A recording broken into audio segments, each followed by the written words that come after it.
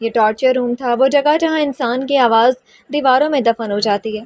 Doctor صفوان گدھے کی طرح مار کھا رہا تھا، مگر اس نے قسم کھائی تھی کہ وہ کچھ نہیں بولے گا۔ ابرار کے پسینے چھوٹ چکے تھے، وہ حد سے زیادہ فزیکل ٹارچر دے بھی نہیں سکتا تھا، اور جو دے چکا تھا وہ بے اثر ثابت ہو رہا تھا، کیونکہ ڈاکٹر عمر رسیدہ تھا اور کئی بار ان کے ہاتھوں اسی ٹارچر کی شدت سے سسپیکٹ مر جاتے تھے۔ انسپکٹر نے واضح الفاظ میں سب کو خبردار کیا تھا، منہ کھلوانے کے بعد ہی اسے اوپر بھیجنا ہے، اور اسی پر عمل ہو رہا تھا۔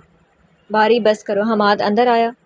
یار کہ ایسے نہیں مان رہا، میرے ہاتھ سخت ہیں، یہ بوڑھی ہڈیاں مزید برداشت نہیں کر پائیں گی، اور میں مزید اس سے کھیلنے کے موڈ میں بھی نہیں ہوں۔ ڈاکٹر کرسی میں ڈھیر تھا، اس کا سر کرسی سے لٹک رہا تھا، ہونٹوں کے پاس نیلا نشان، ماتھے سے خون بہتا ہوا، وہ اتنی ہی مار میں مرنے کے قریب پہنچ چکا تھا۔ اتنے برے دن آئے، اب ہمیں ان کرمنلز کا خیال بھی رکھیں گے تاکہ سانس چلتی رہے۔ حماد ڈاکٹر کے پاس گیا، چہرہ تھپ تھپا کر ہوش میں لانے کی کوشش کرنے لگا۔ یہ تو بولے گا، قسمت اچھی ہے اس کی کہ عمر کے اس آخری حصے میں ہے۔ ابرار نے اپنے ہاتھ کے گرد لپٹی رسی کو مزید زور سے کسا۔ چلو نکلتے ہیں، اس کا باپ بھی بولے گا، ڈونٹ وری۔ حماد نے ہاتھ بڑھایا، ابرار اسی کے سہارے کھڑا ہوا، دونوں نے ایک آخری نظر ڈاکٹر کے نیم مردہ وجود پر ڈالی اور باہر نکل آئے۔ کچن سے ہلکی سرگوشیوں کی آوازیں آ رہی تھیں، رات کا آخری پہر تھا۔ دونوں دہلیز پر رکے، اندر جھانکا۔ سمیرہ زری کے ساتھ بیٹھی تھی، کیٹل میں چائے پک رہی تھی۔ سمیرہ ایک ہاتھ سے چائے پر نظر رکھے ہوئے تھی اور دوسرے ہاتھ سے زری کو کچھ سمجھا رہی تھی۔ وہی فائل جو سمیرہ نے زری کو دی تھی، وہ اسے پوری توجہ سے دیکھ رہی تھی۔ دونوں اندر آئے، زری کی نظر سب سے پہلے ان پر پڑی۔ اس وقت آپ لوگ کیا کر رہے ہیں؟ نیند تو مجھے نہیں آنی چاہیے۔ آپ لوگ کیوں گھوم رہے ہیں؟ بلو رانی، تم نے ہمارا سوال چھین لیا۔ حماد ٹیبل کے گرد بیٹھ گیا۔ زری کی نظر ابرار پر ٹھہری، ہاتھ کے گرد لپٹی رسی، کالر کے کھلے بٹن، بکھرے بال۔ آپ کو کیا ہوا ہے؟ کسی سے جھگڑا کر کے آئی ہیں کیا؟ وہ براہ راست اس سے پوچھنے لگی۔ حماد نے ابرار کی طرف دیکھا، جیسے سوچ رہا ہو کہ کیا جواب دے۔ یہ کسی کی خاطر تواضع کر کے آیا ہے۔ سمیرہ زری کے پاس آ کر اس کے لیے کپ میں چائے ڈالنے لگی۔ کیا ہوا؟ آپ کو ڈر لگا؟ سمیرہ نے اس کے چہرے کے بدلے تاثرات سے اندازہ لگایا۔ بلو، ہم جیسے معصوم تم نے کہیں دیکھے ہیں؟ حماد نے بونگی مار کر ماحول ہلکا کرنے کی کوشش کی۔ تم تو بڑے معصوم ہو، میں جانتی نہیں ہوں کیا؟ اس رات مجھے لگا تھا تم کوئی مرڈرر ہو۔ میں نے کتنا پوچھا کہ کیا کرتے ہو، کیا ہوا تھا، مگر ابھی سمجھ آئی تم نے بتایا کیوں نہیں۔ جو بھی یہاں ٹارچر کیا جاتا ہے زری صاحبہ، وہ انٹرنیشنل کرمنلز ہوتے ہیں۔ باقی معصوم لوگوں کو بچانے کے لیے ہم مار سے کام لیتے ہیں، کیونکہ ان لوگوں کی یہی زبان ہوتی ہے اور کسی طرح سمجھ نہیں آتی انہیں۔ ابرار سنجیدہ ہو گیا تھا۔ آپ مجھے زری کہیے پلیز، مجھے انکمفرٹیبل فیل ہو رہا ہے، بالکل انفٹ آپ لوگوں کے سرکل میں۔ کچھ دنوں میں عادت ہو جائے گی، ہم سب کی طرح آپ کو بھی یہ گھر لگے گا۔ زری نے کب تھاما۔ ویسے ایک بات پوچھوں؟ جی بالکل۔ اگر کوئی مار سے نہیں مانے پھر کیا کرتے ہیں؟ ہم تو مار سے ہی منواتے ہیں، جب دباؤ حد سے بڑھ جائے تو پتھر بھی ٹوٹنے لگتے ہیں۔ اور یہی کہہ رہی ہو، جب مار سے بھی نہ ہو پائے، جب کسی کی چمڑی سست نہ ہو؟ اتنے سالوں کی سروس میں یہ تو جان گئے ہوں گے پھر کیا ہوتا ہے۔ حماد نے گہرا سانس لیا۔ بلو، ابھی یہی ایگزیکٹلی کیس چل رہا ہے۔ سالہ مان ہی نہیں رہا، اور اگر ایک دب مزید لگایا ہمارے اس مارنے والی مشین کے ہاتھ سے لگا، اس نے ابرار کی طرف اشارہ کیا، تو بس اس کی ٹکٹ کٹ جائے گی۔ سمیرہ بھی آ کر کرسی پر بیٹھ گئی تھی۔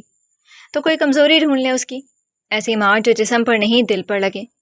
وہ انکار کرنے کی ہمت بھی نہیں کرے گا۔ یقین کریں، اپنوں کی مار اپنے سے زیادہ محسوس ہوتی ہے۔ زری نے آہستہ سے جواب میدان میں پھینک دیا تھا۔ ڈاکٹر کا بیٹا تو ہے، مگر ابھی 18 سال کا بھی نہیں، اور بچوں کو ہم اپنے ٹارچر کا حصہ نہیں بناتے۔ آج سے بنائیں گے وہ بھی۔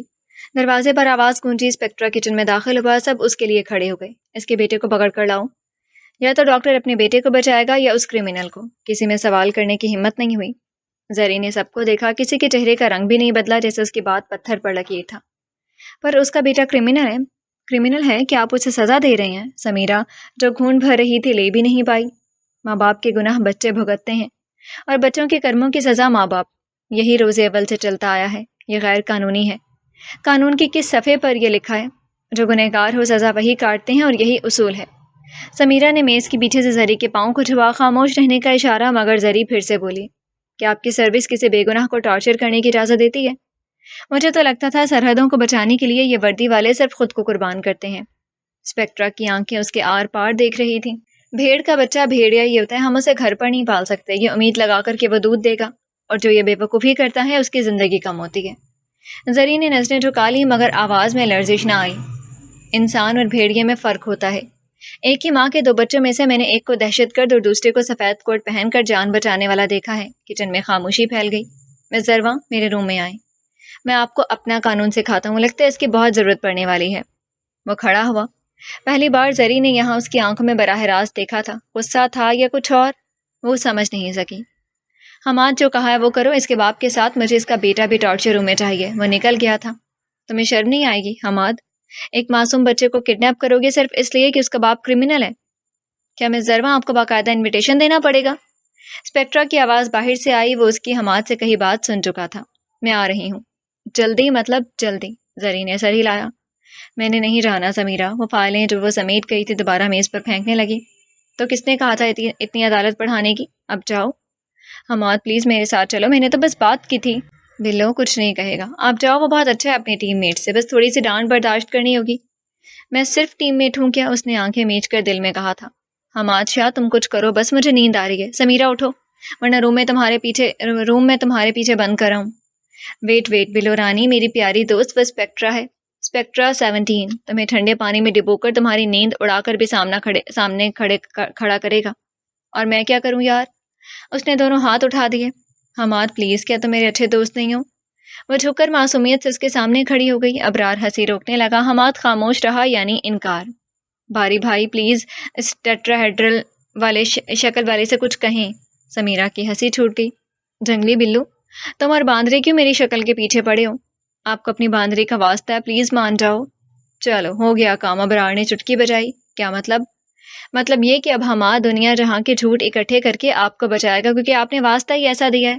ایسا ہے کیا؟ حماد نے ہلکی سے مسکراہٹ دی۔ تم میں پہلے الفی ڈلی تھی، پہلے نہیں کہہ سکتے تھے، اور تم سمیرہ نہیں کہہ سکتی تھی۔ یہ تو ایسے ہی باؤلا ہے، اس نے خود کو لیپ ٹاپ میں مصروف ظاہر کیا۔ ویسے اتنی محنتیں میں نے کبھی اپنے باپ سے بھی نہیں کی۔ چلو میری جان، سونے چلتے ہیں۔ زری نے سمیرہ کا بازو پکڑا۔ پر میں نے چائے پینی ہے۔ تو روم میں پی لو، یا وہاں تمہارا ڈائجسٹو سسٹم یہاں کے وائی فائی کی طرح جیم ہو جاتا ہے۔ اچھا میں آپ کے کپ کو بھی اٹھا دیتی ہوں۔ وہ دونوں ہاتھوں میں 2 کپ پکڑے زری سے پہلے کچن میں نکل گئیں۔ یار یہ لڑکی جیسے دکھتی ہے ویسی ہے نہیں، اتنا چیریش اور ہیومرس نیچر۔ سمیرہ کو بھی اچھی پارٹنر مل گئی۔ ابرار نے گہرا سانس لیا۔ بلو واقعی بلو ہے یار، اس اللہ کے بندے نے مجھے کس کا واسطہ دیا ہے؟ یا اللہ تو ہمت دے۔ اس نے ہاتھ اٹھا کر دعا کے لیے ہاتھ اٹھایا۔ اسپیکٹرا کو واقعی کسی لڑکی نے ٹکر کا جواب دیا ہے۔ چل سوتے ہیں، صبح دیکھیں گے۔ دبئی نہیں، آپ کے ہاتھ ٹوٹ رہے ہیں۔ یہ جو اتنے بڑے بڑے ڈولے بنائے ہیں صرف لڑکیوں کو دکھانے کے لیے ہیں۔ وہ اپنی بیوی کو دیکھتا رہ گیا۔ اس سے 10 سال چھوٹی، قد میں اس کے کندھے تک بھی نہیں پہنچ رہی تھی، مگر اس کے سامنے آ کر کمر پر ہاتھ رکھ کر کھڑی ہو گئی تھی۔ ابھی کیوں میرا اسکین ہو رہا ہے؟ چلیں اٹھے میرے ساتھ، یہ سب نیچے لے کر جائیں ایک اچھے آدمی کی طرح۔ وہ بیڈ پر پڑے شاپنگ بیگز اور گفٹس کی طرف اشارہ کرنے لگی۔ ماچو مین کیوں تنگ کر رہے ہیں؟ نہ گھورے مجھے، ہر بار مجھے کہنا پڑے گا۔ کیا یہ سب اٹھانا پڑے گا؟ وہ کھڑا ہوا اور موبائل جیب میں رکھتے ہوئے پوچھنے لگا۔ کیوں؟ یہ سب اٹھانے سے کمر میں درد ہو جاتی ہے آپ کی؟ صفا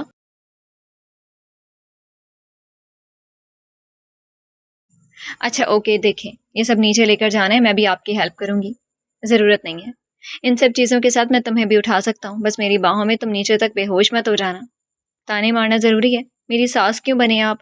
میں خوشی سے بے ہوش تو نہیں ہوتی؟ طلال نے دل میں چاہا سر دیوار سے مار لے۔ یہ لڑکی بات بگاڑنا سیکنڈز میں جانتی تھی۔ وہ سامان اٹھانے لگا اور جو بچا کچا تھا وہ بھی صفا نے اس کے بازوں پر انبار کرنا شروع کر دیا۔ اب صرف اس کی آنکھیں دکھ رہی تھی، باقی پورا وجود شاپنگ بیگز کے پیچھے چھپ چکا تھا۔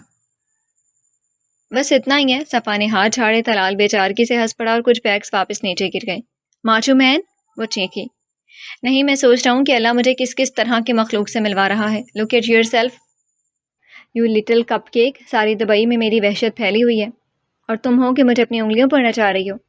یہ تو میرے ساتھ زبردستی نکاح کرنے سے پہلے ہی سوچنا چاہیے تھا۔ میں تو ایسے ہی ہوں، آپ کو وقت سے پہلے بوڑھا کر کے چھوڑوں گی۔ It's my mission. آخری جملہ اس نے سرگوشی میں کہا۔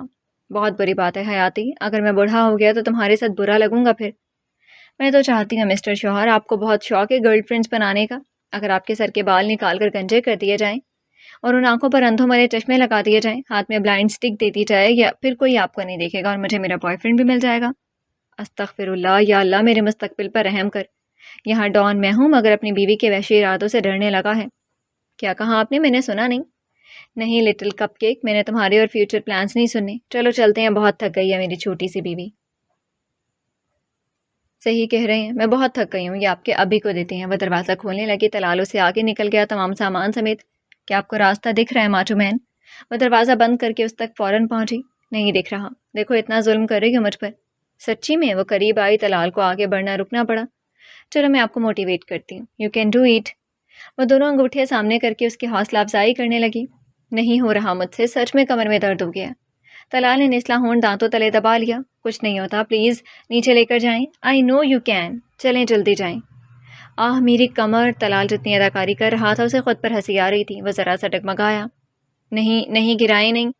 सफ़ा फ़ौरन पीछे से उसे पकड़कर हक करने लगी। तलाल का मुंह जैसे खुले का खुला रह गया था। औज़ुबिल्लाहि मिनश्शैतानिर्रजीम। या अल्लाह मुझे सब्र दे, मेरी बीवी मेरा ज़ब्त आज़मा रही अपनी बातों और हरकतों से। मैं ठीक हूँ हयाती, चलो आओ। वह तेज़ी से सीढ़ियाँ उतरने लगा। उसको अपनी एक्टिंग को फुल स्टॉप लगाया था। नीचे बैकयार्ड में इलियास बैठा था। उसकी नज़र उन दोनों पर पड़ी। तलाल ने सारा सामान टेबल पर रखा। आप ठीक है माचू मैन? सफ़ा उसके बाजू पर हाथ रखने लगी। मैं ठीक हूँ हयाती। क्या हुआ इसे? इलियास ने उसके बारे में पूछा, जो साथ वाली कुर्सी पर बैठ गया था। हमने आपके लिए शॉपिंग की थी, ये सब चीज़ें इन्होंने अकेले उठाई, इसलिए कमर में दर्द हो गया है। वो मासूमियत से दोनों को देखने लगी। इन्होंने खुद कहा था मुझे। तलाल ने इलियास की तरफ देखा। अभी हो गया ना, ये सही कह रही है। वो आंख विंक करने लगा। मैं समझ गया बेटा, तुम तो नाजुक तो शीशा हो, शीशे से बने हो। बहू रानी, रात को सोने से पहले अपने शौहर के लिए दूध में हल्दी डाल देना, आराम आ जाएगा। तलाल का कहकहा बुलंद हुआ था। अंकल मैं पक्का डालूंगी। अभी ये देखें, हमने आपके लिए इतनी शॉपिंग की है, ये सब आपका है। बहुत शुक्रिया, मैं ये सब ज़रूर पहनूंगा। मगर ये मफलर्स क्यों ख़रीदे हैं? यहाँ तो सर्दी नहीं होती। जब हम पाकिस्तान जाएंगे ना, आपको भी साथ लेकर जाऊंगी। मरी और नथिया गली की स्नोफॉल और कूल वेदर बहुत मज़े की होती है, तब आप ये पहनेंगे। बहू मेरी हड्डियाँ इतनी सर्दी बर्दाश्त नहीं कर सकती, कोई दरमियाने मौसम का ट्रिप प्लान कर लो। आप तो इतने यंग हैं, देखें खुद को। इतने लंबे लंबे गाउन्स के अलावा कुछ पहनेंगे तो अंदाज़ा होगा कि आप अपने बेटे से भी ज़्यादा हैंडसम लगते हैं। हयाती, जो मुँह में आ रहा है बोल लेती हो। तुम चुप करो अड़ियल इंसान, तुमसे तो नहीं कह रही। वाह वाह, मैं क्यों मना करूँ? अभी आपका दिल भी ठंडी हवाएं चाहता है। क्यों ना चाहे, देखें मैंने जो कपड़े खरीदे हैं, आप पहनेंगे तो पक्का किसी का क्रश बन जाएंगे। तलाल ने हाथ पर हाथ मारा और इलियास ने हंसी छुपाने के लिए हाथ मुंह पर रख लिया। अभी बोले तो हम दोनों मियाँ बीवी पाकिस्तान का टिकट काट लें। खोते, तुम्हारी बीवी तुमसे एक हाथ आगे है, मगर मुझे इसका ये बचपना अच्छा लगा है। वो आखिरी जुमला अरबी में कहकर सफ़ा की तरफ मुस्कुरा कर देखने लगा। सुबह के 10 बज चुके थे। स्पेक्ट्रा अपार्टमेंट में अकेला जाग रहा था। किसी भी रूम का दरवाज़ा नहीं खुला था। वह नीचे उतरा, बाहर लॉन में एक चक्कर लगाया, फिर वापस ऊपर आया। कपड़े चेंज किए, मुकम्मल तैयार होकर दोबारा नीचे उतरने लगा। मगर किचन अभी खाली पड़ी थी और तमाम दरवाजे वैसे ही बंद थे। उसने अबरार को कॉल मिलाई, कॉल रिसीव ना हुई। उसने दोबारा मिलाई, इस बार एहसान करते हुए उठा ली गई। अगर तुम अपने साथ पूरी टीम को लेकर 5 मिनट में नीचे नहीं उतरे तो तुम सबकी खैरियत नहीं है। कौन बात कर रहा है यार, मत डिस्टर्ब करो। स्पेक्ट्रा ने आंखें बंद की, कॉल काटी और खुद जाकर दरवाजे पीटने लगा। हमाद ने अपना दरवाज़ा खोला, अंगड़ाई लेते हुए एक आंख से सामने देखा। सर आप इस वक्त? खैरियत है? वो फ़ौरन सीधा हो गया। तुम चारों के चेहरे मुझे मीटिंग रूम में नज़र आने चाहिए। क्या मतलब? ये सर, करेक्शन हुई। हम 2 मिनट में पहुंच रहे हैं। नींद लम्हों में उड़ चुकी थी। अबरार उठ जाओ यार, सर ने बुलाया, मैं जवाद के पास जा रहा हूँ। ओए, उसने सर उठाया। लगता है सर ने कॉल भी की थी। अबरार जल्दी से फ़ोन चेक करने लगा। आज तो क्लास पक्की है। तुम जवाद के पास जाओ, मैं लड़कियों को उठाता हूँ। हमाद ने बस मुंह धोया और दौड़कर जरी और समीरा के कमरे का दरवाज़ा पीटने लगा। समीरा, बिल्लू उठ जाओ, सर ने बुलाया, मैं दोबारा नहीं आऊँगा। वो वापस आया। अबरार तैयार खड़ा था और जवाद अभी वॉशरूम से निकला था। मैंने कपड़े भी चेंज नहीं किए, जल्दी करो तुम भी। जवाद अपना पेंट ठीक कर रहा था। उसने बिजली की रफ्तार से कपड़े चेंज कर लिए थे। शर्ट के बटन्स वो सीढ़ियों पर उतरते हुए बंद करने लगा था। समीरा का दरवाज़ा अब भी बंद था। बांदरी की बच्ची उठ रही हो या नहीं? उसने जाते हुए 2-3 लाते मार दी दरवाजे को। स्पेक्ट्रा मीटिंग रूम से बाहर आया और ड्राइंग रूम में पाँव पर पाँव चढ़ाए बैठ गया था। ये हाल है तुम लोगों का? खुद को प्रोफेशनल कहते हो, ये टाइम है उठने का? हमाद लड़कियों को छोड़कर सीधा आकर खड़ा हो गया। जाओ नाश्ता करो, और कोई इन सोई हुई लड़कियों को भी उठा दे, कह दे कि सुबह हो गई है। सर बहुत नॉक किया दरवाज़ा, कोई नहीं उठ रहा। तो कॉल कर लो किसी एक को, हो सकता गलती से उठा ले। मैं करता हूँ। आज जवाद सेफ जोन में था, इसलिए आगे बढ़ गया। अबरार ने आंख मारकर किचन की तरफ इशारा किया, क्योंकि वही महफूज जगह थी। हमाद भी उसके पीछे आ गया। ये बांदरी लोग क्या पीकर सोई हैं? इनकी तो खैर नहीं है, मगर तुम जाओ, अपनी मेहनत जारी रखो इन्हें उठाने की। मैं नाश्ता बनाता हूँ। मैं तो किचन से बाहर कदम भी नहीं रख रहा। सर खाने की नीयत से घूर रहे हैं सबको। स्पेक्ट्रा का धमाल ही कुछ ऐसा था। तुम नाश्ता देखो, मैं कोशिश करता हूँ ताकि उन्हें डाइनिंग टेबल तक ले आऊँ, वरना एक और धप लगने वाला है। आज की सुबह मनहूसियत से शुरू हुई थी। हर कोई स्पेक्ट्रा का टारगेट बना हुआ था। कुछ देर बाद नाश्ता तैयार था और सब टेबल पर बैठ चुके थे, सिवाय उन 2 लड़कियों के। अल्लाह पूछे, इन 2 औरत नामी मखलूकों से मुझे तो लगता है अल्लाह को प्यारी हो गई हैं। तुम तो गए थे, क्या हुआ? मैंने वाटर वॉल बंद कर दिया, अब और कोई रास्ता नहीं बचा। नाश्ता करें आप सब, और इसके बाद हमाद कल जो कहा था वो करें। डॉक्टर का मुख आज खुलवाना ज़रूरी है, हमारे पास ज़्यादा वक्त नहीं है। हो जाएगा सर। इस बार जवाब में सिर्फ खामोशी मिली थी। یہ پانی کیوں نہیں آ رہا؟ حماد دیکھ لو۔ سمیرہ دروازے سے آواز لگا رہی تھی۔ حماد ٹیبل سے اٹھنے لگا۔ بیٹھ جاؤ، انسپکٹر نے بغیر اوپر دیکھے کہا۔ سب خاموش تھے۔ ایسا تو بہت بک بک کرتی ہو، میں نے کہا پانی۔ زبان تالو سے چپک گئی۔ Good morning. سمیرہ ہڑبڑا گئی اور کچھ زبان پر نہیں آیا۔ اگر نیند پوری نہیں ہوئی تو جا سکتی ہو۔ سر لیٹ سو گئے تھے، میں ابھی آ رہی ہوں۔ وہ دوڑ کر گئی، اپنے روم کا دروازہ طوفان کی طرح کھولا، فون چیک کیا، کئی مسڈ کالز۔ زری ابھی تک سو رہی تھی۔ اٹھ جاؤ زرواں، سب ناشتہ کریں ہیں، میری بھی خیر نہیں ہونے والی۔ زری ہلی بھی نہیں۔ بلو رانی اٹھ جاؤ ورنہ مجھے تمہاری وجہ سے الگ ڈانٹ پڑے گی۔ وہ اسے بازوؤں سے پکڑ کر بٹھانے لگی۔ میں نے سونا ہے سمیرہ، پلیز تنگ مت کرو۔ میں پانی ڈال دوں گی اگر تم نہیں اٹھی تو۔ اس کی حالت بھی حماد لوگوں سے کم نہیں تھی۔ وہ واش روم میں گھس گئی، جلدی سے کپڑے بدلے، چھوٹے سے بال تھے اس میں، ہلکی سے کنگھی کی، منہ پر پانی مارا اور باہر آئی۔ سائڈ ٹیبل پر فائلوں کے ڈھیر اور کھلا لیپ ٹاپ پڑا تھا۔ وہ چند لمحے اسے دیکھتی رہی۔ سمیرہ جلدی سو گئی تھی مگر وہ دیر تک کام کرتی رہی تھی۔ اس نے اٹھانا مناسب نہیں سمجھا۔ روم سے نکلی اور خاموشی سے جا کر ٹیبل پر بیٹھ گئی۔ انسپکٹر نے بس اسے دیکھا تھا۔ سر وہ لیٹ تک کام کرتی رہی ہے۔ I don't want to hear any lame excuse۔ ہم یہاں مذاق کرنے نہیں آئے۔ لاکھوں لوگ اس ملک میں اس لیے سکون سے سوتے ہیں کیونکہ ہم جاگتے ہیں۔ ہم یہ افورڈ نہیں کر سکتے کہ خود سوئیں۔ آج کے بعد اگر کوئی مجھے صبح 5 بجے سے 1 منٹ بھی لیٹ اٹھا نظر آیا تو اس کی نیند بھگانے کے لیے میں انہیں اکیڈمی بھیج دوں گا۔ سر میں بلاتی ہوں۔ سمیرہ دوبارہ سے اٹھنے لگی۔ اگر تم اپنے روم میٹ کو اپنے ساتھ نہیں لائی تو تم بھی مت آنا۔ ڈائننگ ٹیبل پر کی اس خاموشی کو توڑنے کی ہمت کسی میں نہیں تھی۔ سمیرہ واپس کمرے میں آئی تھی، زری ویسے ہی لیٹی تھی۔ اٹھ جاؤ یار، کہا بھی تھا۔ وہ تقریباً رونے کو تھی۔ میرے سر میں بہت درد ہو رہا ہے سمیرہ، سری نے آنکھیں بند رکھتے ہوئے کہا۔ میں چائے بناتی ہوں تمہارے لیے، لیکن سر کچن کے سامنے بیٹھا ہے۔ میری جان تم تو عادت ڈالو، تم تو ٹیم میٹ ہو، بس دفع کرو اسپیکٹرا کو۔ اس نے کہا ہے اگر تم نہیں آئی تو میں بھی نہ آؤں۔ بلیو می میں بھی کچھ دیر پہلے سوئی ہوں، اس لیے میں نے تمہیں پہلے نہیں اٹھایا۔ تم نے ناشتہ کر لیا؟ خاک کر لیا، سر کے لیکچر نے دل بھر دیا۔ جلنے دو اس آدھے انسان کو۔ میرے بیگ میں چاکلیٹس ہیں، آرام سے نکلیں گے تب تک وہی کھا لینا۔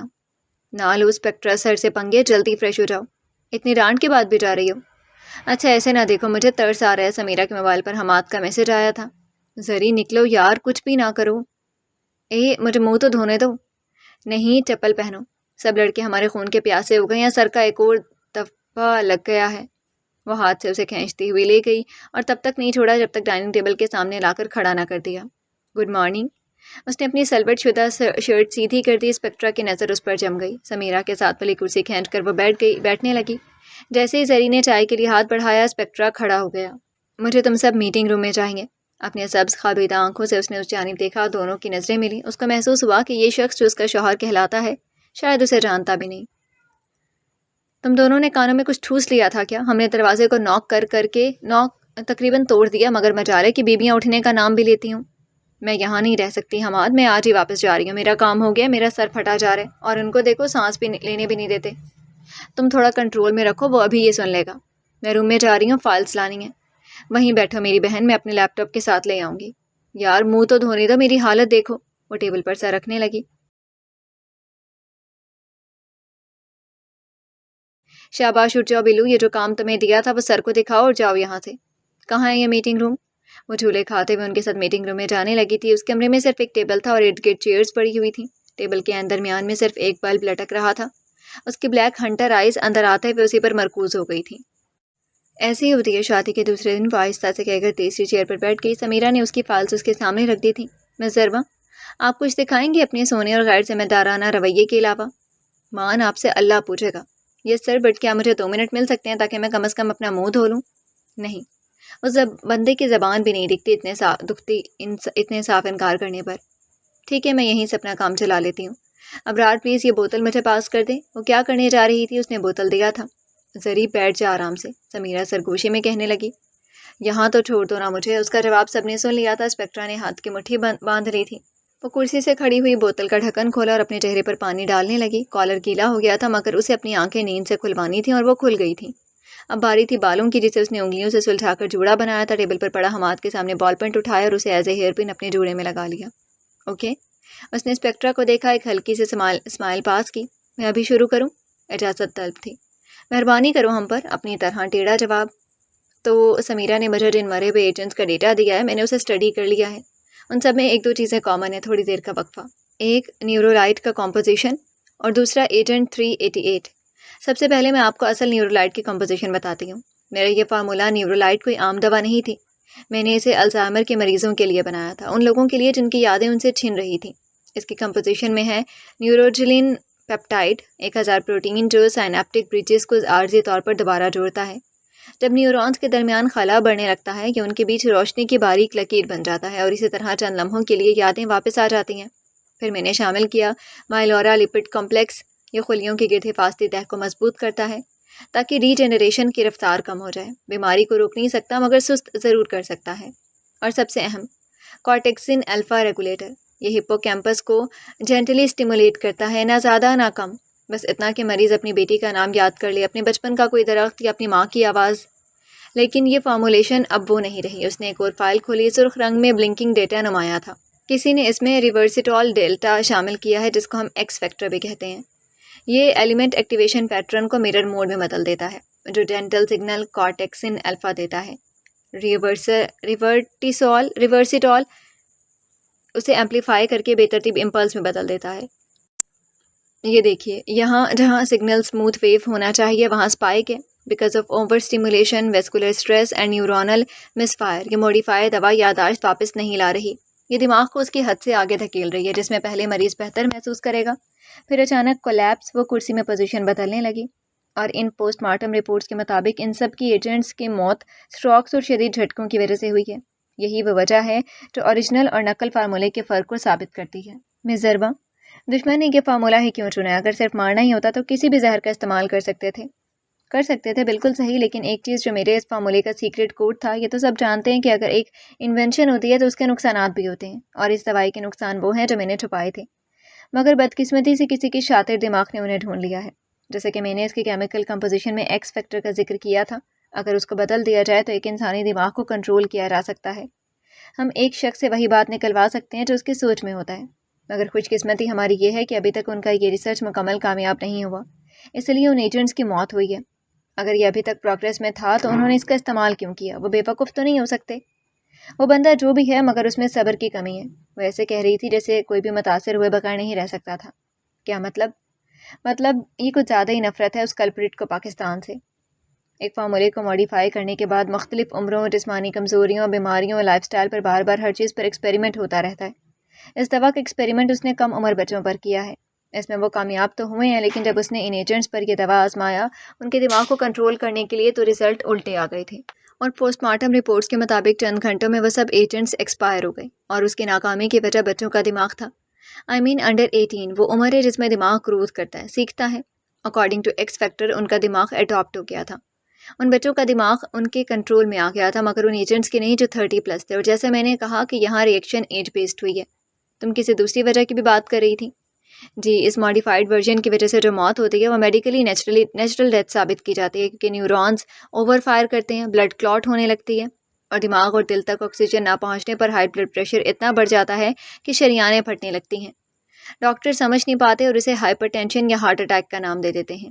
سو where is the second common point? اس نے سب فائلز ہلائیں اور وہی فائل سامنے رکھی جو ایجنٹ 388 کی تھی۔ یہ آدمی کلپریٹ ہے، اس نے پورے دعوے سے کہا۔ پوسٹ مارٹم رپورٹ میں جتنا اماؤنٹ باقی سب مرے ہوئے ایجنٹس کے بلڈ میں یہ دوا پائی گئی ہے اتنا ہی اس ایجنٹ کا بھی شو کیا گیا ہے۔ وہ انگلی سے پروفائل پر ٹک ٹک کرنے لگی۔ یہ اتفاق نہیں ہو سکتا، پہلے بھی یہ قسمت سے بچ گیا اور اس بار بھی۔ جو زہر ان سب کو مار سکتا تھا اسے بھی تو مار سکتا تھا۔ وہ ایک گھونٹ پانی لینے لگی۔ اس بندے کی رپورٹ غلط بنائی گئی ہے، سرے سے یہ دوا اس کے خون تک پہنچے ہی نہیں۔ یہ رپورٹ جس ڈاکٹر نے بنائی ہے، اگر وہی ڈاکٹر ہے جس کا آپ لوگ کل ذکر کر رہے تھے تو اسے سب علم ہے، مگر میں ابھی بھی کہہ رہی ہوں کہ اس کے بیٹے کو اس سے دور رکھیں please, it's not right. Well done miss Zarba, اچھا کام کیا آپ نے۔ ابھی ہمیں ہمارا کام کرنے دیں اور میرے روم میں آئیں۔ وہ وہاں سے جانے لگا۔ Very good Billo Rani, I am proud of you. دیکھ لیا تم سب نے میری دوست کو؟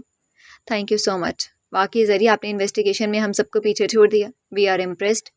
سمیرہ نے اس کے ہاتھ پر ہاتھ رکھا۔ اس سانڈ والے منہ نے مجھے تمہارے بارے میں کہا تھا، مگر مجھے آج یقین ہوا۔ You are crazy genius. شکریہ میری جان، بٹ ابھی تم میرا کچھ کرو، مجھے اسپیکٹرا کے سامنے نہیں جانا، ڈر لگتا ہے۔ ہمیں یقین نہیں آ رہا کہ آپ ڈر رہی ہیں، بٹ ہم تمہارے دکھ میں برابر کے شریک ہیں۔ دروازہ ناک ہوا۔ آ جاؤ، اندر سے آواز آئی تھی۔ وہ وہیں تھی، دروازہ بند کر کے اسی سے ٹیک لگائے کھڑی ہوئی۔ مان کے چہرے کا تناؤ کم ہو چکا تھا، اس کو دیکھ کر آنکھوں میں نمی اتر آئی تھی۔ وہ اس کے پاس آیا، بالکل قریب۔ رات میں جب بلایا تھا کیوں نہیں آئی؟ اس کی سبز آنکھوں میں جیسے وہ گرتا گیا۔ خود کو دیکھا ہے آپ نے؟ مجھے ان آنکھوں سے ڈر لگنے لگا تھا جس پر آپ مجھے دیکھ رہے تھے، اور ابھی نہیں لگ رہا۔ نہیں جانتی، وہ خود اس کے سینے سے لگ گئی۔ جانا ہے وقار کے پاس، وہ اس کے گرد بازو حائل کرنے لگا۔ کیا مطلب؟ اس نے اوپر اس کی جانب دیکھ کر پوچھا۔ کل فائل سبمٹ کر دیا، ہو سکتا ہے آج ایجنسی والے اسے لے جائیں۔ مان بھائی کی طبیعت ٹھیک نہیں ہے، اس کے ہونٹ کپ کپائے، وہ اس سے ذرا دور ہوئی۔ سوچو ذرا، ہر مہینے وہ کتنے بچے ان درندوں کے حوالے کرتا تھا جو اب اس کے خلاف ہو گئے ہیں۔ ان کے ماں باپ، بہن بھائی بھی تو تھے، وہ سب یہی سوچ رہے ہوں گے کہ دیار غیر میں ہمارے بچے محنت مزدوری کر رہے ہیں۔ میں انکار تو نہیں کر رہی، آنسو سب نین کٹوروں میں تالاب بنا کر کھڑے ہوئے۔ ڈونٹ کرائی سویٹ ہارٹ، میرا صرف ایک بھائی امان، میں اسے بہت پیار کرتی ہوں۔ جمع ایک آنسو بے رحمی سے اس کے گال پر بہہ گیا تھا۔ اپنی سروس تو صرف میں تمہارے لیے چھوڑ سکتا تھا، لیکن تم تو موتی کی طرح شفاف چمکنے لگی ہو، اور کسی اور کے لیے میں اپنی مٹی سے غداری نہیں کر سکتا، نہ ہی اپنا یہ جنون چھوڑ سکتا ہوں۔ میں یہ نہیں کہہ رہی، I know and you have to be loyal, لیکن پلیز میں منت کر رہی ہوں، اگر کوئی چھوٹا سا بھی چانس میرے بھائی کو بچانے کا ملے تو مجھ پر احسان کر کے اسے بند مت کیجیے گا۔ وہ اسے غور سے دیکھنے لگا۔ تم کب سے میرا دماغ پڑھنے لگی ہو؟ مان، آپ کو صفا کا واسطہ، مجھ سے وعدہ کریں، آپ وقار کو اپنے پرسنل انتقام میں یہاں نہیں گھسیٹیں گے۔ تمہیں اپنی شرطیں یاد ہیں؟ تم نے کہا تھا میں تمہارے راستے میں نہیں آؤں گا، تو میں نہیں آ رہا، پھر مجھے یہاں یہ سب کیوں کہا جا رہا ہے؟ مطلب آپ کا مقصد صرف مجھے حاصل کرنا تھا، میں غیر اہم ہو گئی جب آپ کے نام سے جڑ گئی۔ وہ کچھ دیر خاموش رہا۔ تم جانتی ہو تم مجھے ایموشنلی بلیک میل کر رہی ہو، اگر میں نہیں مانا تو میں آپ کے لیے سانس لینا بھی بھول سکتی ہوں۔ یہ تو صرف ایک بات ہے، you know little troublemaker, تمہاری یہی بے باک باتیں مجھے خود کا نہیں رہنے دیتی، کیونکہ آپ میرے ہو گئے ہیں۔ وہ دوبارہ اس سے لگ گئی تھی۔ امان نے اس کی کمر سے ہلا دی، وہ جانتا تھا اسے تکلیف ہو رہی ہے۔ میڈیکل رپورٹ بنوا دو، کچھ مہینے ایجنسی کے انڈر آبزرویشن رہے گا، اگر انہیں یقین ہو گیا کہ اس کی دماغی بیماری واقعی تھی تو وہ بچ جائے گا۔ کیا یہ ممکن ہے؟ آپ سچ کہہ رہے ہیں نا؟ وہ مسکرایا۔ اور کیا ہم اس سے مل سکتے ہیں؟ مطلب میں اور ڈیڈ؟ تمہارے لیے یہ بھی ہو جائے گا۔ اس کے بالوں میں لگا بال پوائنٹ وہ کھینچنے لگا، سنہرے بال شانوں پر بکھرنے لگے۔ آپ کو اندازہ بھی نہیں ہے، نئی زندگی دی ہے آپ نے مجھے۔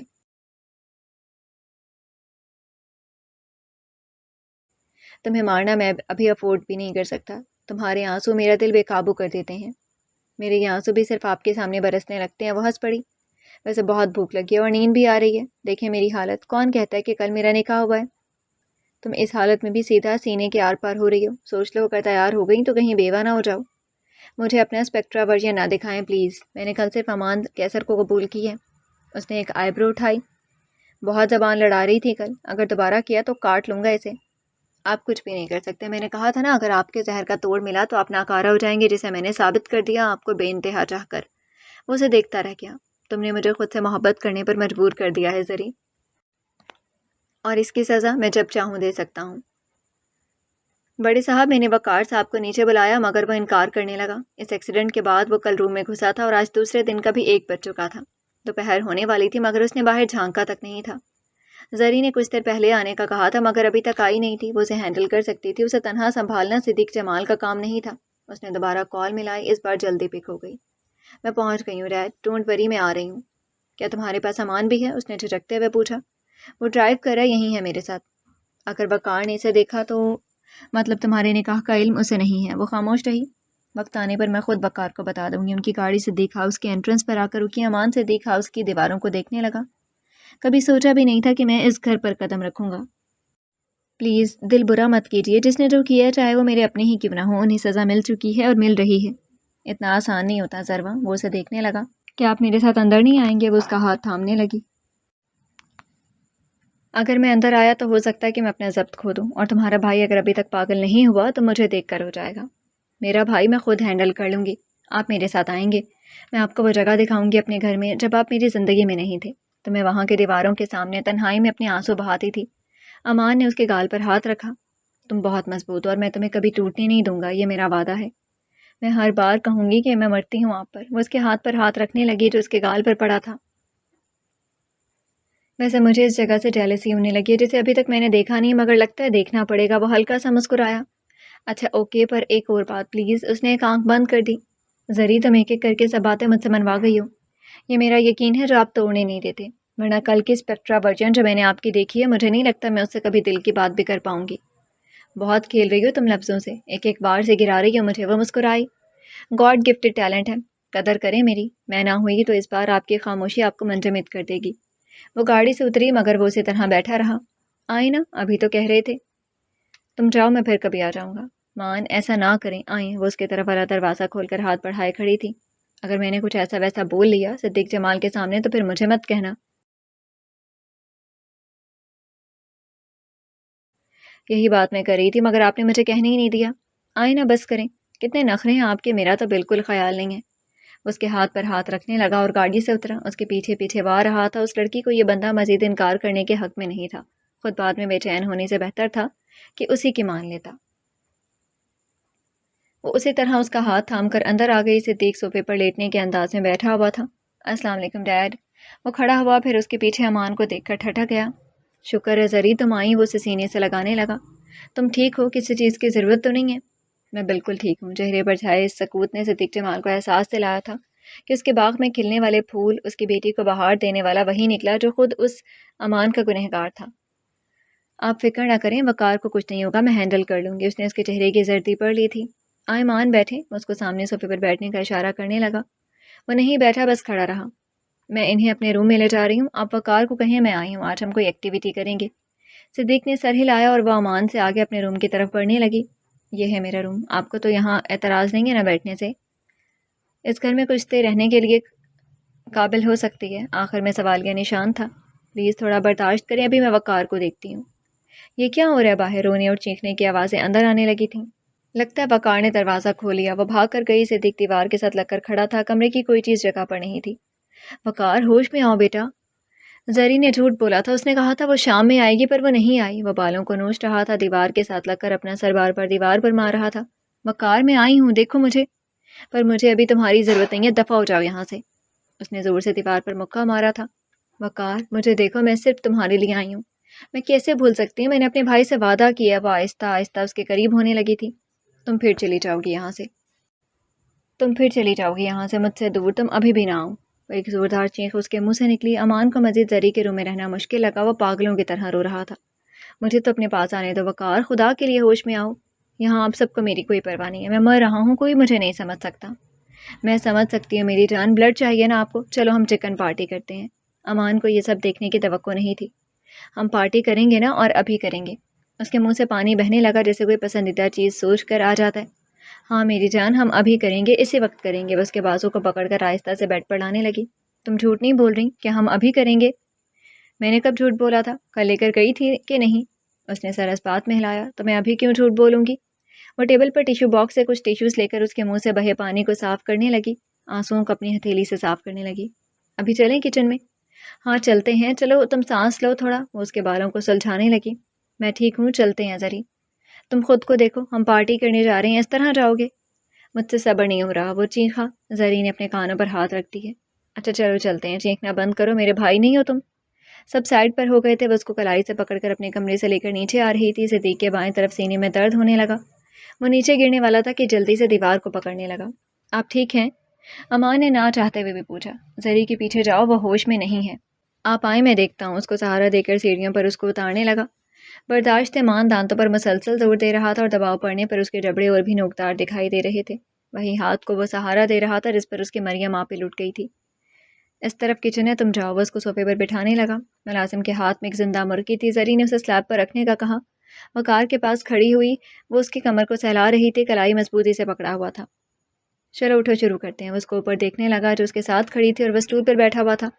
یاد ہے نا، جانوروں کی طرح نہیں، انسانوں کی طرح کاٹنی ہے، تم نے صرف بلڈ دیکھنا ہے، اوکے؟ ہاں مجھے یاد ہے، اس آدمی نے مجھے سکھا دیا۔ چلو جاؤ۔ زری نے گلا تر کر دیا۔ شیلف بورڈ پر بہت ساری تیز دار چھریاں پڑی ہوئی تھیں۔ وہ آہستہ سے اس کے قریب ہوئی۔ امان کو ڈر لگنے لگا تھا جو دروازے میں کھڑا تھا۔ وقار مجھے دیکھو، میری جان، اس مرغی کو بہت درد ہوگا، تم امیجن کرو کوئی تمہارے گلے کو بے رحمی سے کاٹے، کتنا درد ہوگا نا؟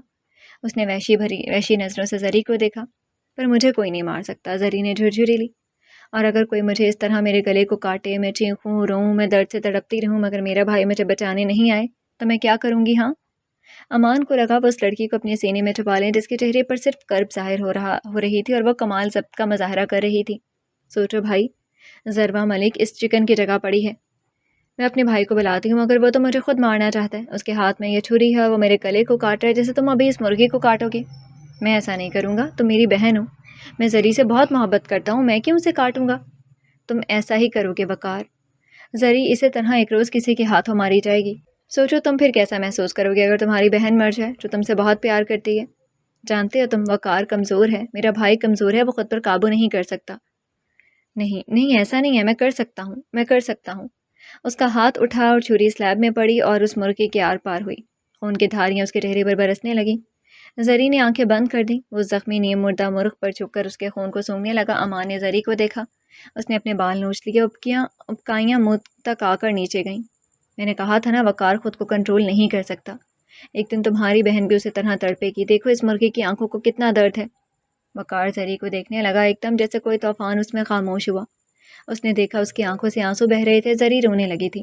میں ایسا نہیں ہونے دوں گا، تم مت رو۔ خون سے گندے ہاتھوں سے وہ اس کے آنسوؤں کو صاف کرنے لگا۔ تم نے مجھے مارا بھائی، دیکھیے اس مرغی کو، اس میں میرا چہرہ نظر آئے گا، دیکھے کاٹ دیا آپ نے میرا گلا اس چھری سے۔ وہ واقعی میں اس مرغی کو دیکھنے لگا اور دماغ کے پردے پر اس کا ہی تصویر سامنے آنے لگا، وہی چہرہ، اب زری کے، وہی چھری اب زری کے گلے میں پیوست اس کو دیکھ رہی تھی۔ نہیں میں نے مرغی کو کاٹا تھا، تم میرے سامنے کھڑی ہو۔ نہیں، تم نے زری کو مارا، اپنی اس بہن کو جسے تم بہت پیار کرتے ہو۔ میں نے نہیں کیا، کیا میں ایسا نہیں کرنا نہیں چاہتا؟ تم ایسا کرنا چاہتے تھے، تمہیں خون چاہیے تھا، تمہیں خون دیکھنا ہے، اس کے بغیر تمہارا گزارا نہیں ہے۔ ایک دن زری بھی اسی طرح تمہارے ہاتھوں ماری جائے گی، کسی کے ہاتھوں ماری جائے گی۔ وہ اپنے سر کو پکڑنے لگا۔ مرے گی، مار دیا، ماری جائے گی۔ دماغ دھندلا چل رہا تھا۔ اس سلیب پر زخمی مرغی کی جگہ دماغ کے پردے نے اب ہر دفعہ زری کی تصویر دکھانی شروع کر دی۔ وہ بے ہوش ہو کر گر گیا اور زری نے منہ پر ہاتھ رکھے اپنے چیخنے کا گلا روند دیا۔ امان نے آگے بڑھ کر اسے اپنے آپ میں چھپا لیا اور بس تبھی مزید ضبط نہیں رہا۔ وہ چیخ چیخ کر رونے لگی۔ امان کے دل پر انگارے برس رہے تھے۔ وہ اپنے لب اس کے ماتھے پر رکھنے لگا، اس کی کمر کو سہلانے لگا۔ اس کی سانس تیز چل رہی تھی مگر وہ اسے بکھرنے نہیں دے رہا تھا۔ مان، میرا بھائی، وہ ٹھیک ہو جائے گا، مجھے کچھ ہو رہا ہے، درد ہو رہا ہے یہاں پر۔ وہ اپنے سینے کو سہلانے لگی۔ میں ہوں نا یہاں پر لٹل ٹربل میکر، میں تمہارے سارے زخم اپنے نام کر لوں گا۔ مجھے چھوڑ کر مت جائے مان۔ وہ اس کے سینے سے لگ کر لمبے لمبے سانس لینے لگی۔ کہیں نہیں جاؤں گا، میں وہ راستے مٹا دوں گا میری دل کی فسادن جو تمہارے آنسو گرا رہے ہیں۔ دبئی اترتی ہوئی یہ شام کسی خواب کی طرح لگ رہی تھی۔ الیاس مینشن کو روشنیوں سے اس طرح سجایا گیا تھا جیسے آسمان کے ستارے زمین پر اتر آئے ہوں۔ دبئی کا ہر بڑا بزنس مین اس ایونٹ پر مدعو تھا۔ ہر طرف سیکیورٹی کھڑی تھی۔ طلال کی خواہش پر حویلی میں ہی ایونٹ ارینج کیا گیا تھا۔ اندر وسیع ترین گراؤنڈ میں ہر چیز بیش قیمت تھی اور وہاں کے رہنے والوں کے ذوق کا مبولتا ثبوت بھی۔ ہر چیز کا تھیم وائٹ تھا۔ طلال نے پہلی بار وائٹ عربک گاؤن پہنا تھا۔ وہ کتنا ہینڈسم تھا اس کا اصل اندازہ تو اسے سفید پوشاک میں ہوا۔ بھورے بال، گلے میں 2 بڑے گولڈن چینز، وہی بھوری آنکھیں اور ان میں وہ جان لیوا چمک جو تب اور گہری ہو جاتی جب وہ اپنی ستارہ آنکھوں والی کے بارے میں سوچتا۔ کچھ دیر گزری اور میڈیا کا ہجوم پھیل گیا۔ وہ اندر گیا جہاں صفا کو بیوٹیشن تیار کر رہی تھی۔ روایات کے برخلاف طلال نے اس کے لیے سفید گاؤن کی جگہ سرخ گاؤن چنا تھا۔ اس نے دروازہ کھول کر اندر جھانکا۔ ماشاءاللہ، یہ لفظ اس کے منہ سے بے ساختہ نکلا۔ سرخ برائڈل گاؤن میں وہ کسی نازک پھول کی طرح لگ رہی تھی۔ آنکھوں کو سفید لائنر سے مزید دلکش بنا دیا گیا تھا۔ ویلویٹی ریڈ لپسٹک سے بنے لب کسی گلاب کی پنکھڑیوں کی طرح جڑے ہوئے تھے۔ گالوں پر سرخ بلش نے اس کی نزاکت کو نمایاں کر دیا تھا اور اس کے بال دونوں اطراف میں سلیقے سے سجے تھے۔ اس نے جو جیولری پہنی تھی سب سونے کی تھی۔ وہ تو اسے سونے میں تولنا چاہتا تھا مگر اس کی بیوی کی جان نازک سی تھی۔ وہ آیا اور بیڈ کے کنارے کھڑا ہو کر آئینے میں خود کو اس کے ساتھ دیکھنے لگا۔ یقین نہیں آ رہا مگر وہ دونوں مکمل لگ رہے تھے۔ پہلی بار طلال کو ڈر لگا، اگر یہ لڑکی کبھی اس سے دور ہوئی، یہ سوچ بھی سہانے رخ تھی۔ بیوٹیشین نے اس کے سر پر ہلکا جالی دار نیٹ ٹھیک کیا۔ طلال کے اشارے پر سب باہر نکل گئے۔ وہ بھی روبرو اسے دیکھنے لگا۔ حیاتی، آج مت کہو کہ ایسے مت دیکھو۔ اس کی بات منہ میں رہ گئی۔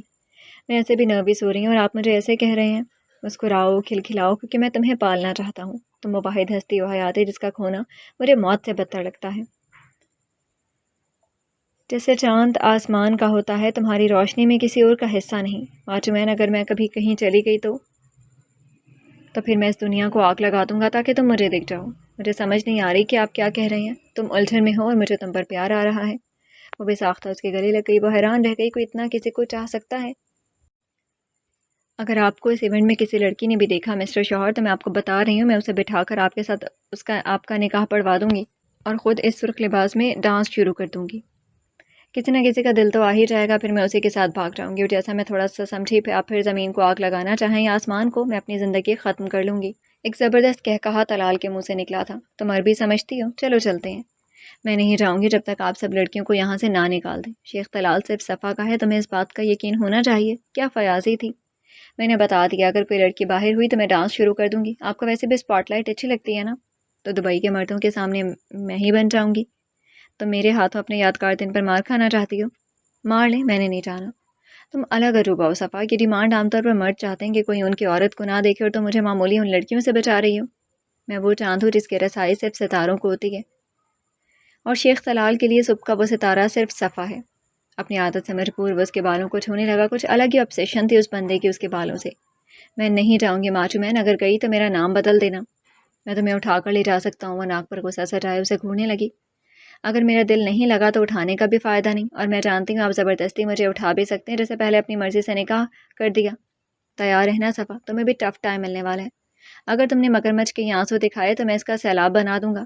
یہ کوئی بات ہے کرنے والی جو تم مجھ سے کروانے جا رہی ہو؟ Macho man, just do it, باقی کا بعد میں دیکھ لیں گے۔ مجھے اس ہال میں کوئی عورت کوئی لڑکی نظر نہیں آنے چاہیے۔ میں تمہیں بتاتا ہوں، بس یہ ایونٹ ختم ہو جائے۔ وہ کسی کو کال ملانے لگا اور سب لیڈیز کو سائڈ پر کرنے کا کہنے لگا۔ کچھ دیر بعد میسج آ گیا تھا، کام ہو گیا تھا۔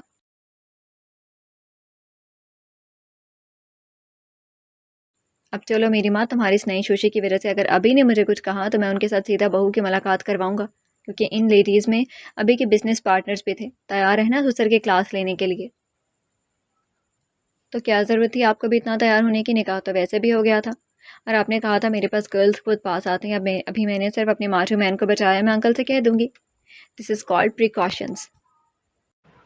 ایک بات بتاؤ حیاتی، ویسے تم اتنی معصوم نہیں ہو ہر بار جتنے تم مجھے لگتی ہو۔ وہ اس کے ہاتھ کو پکڑنے لگا۔ یہ جو ابھی بیویوں والی جلن ہو رہی تھی اسی طرح بیوی ہی رہنا۔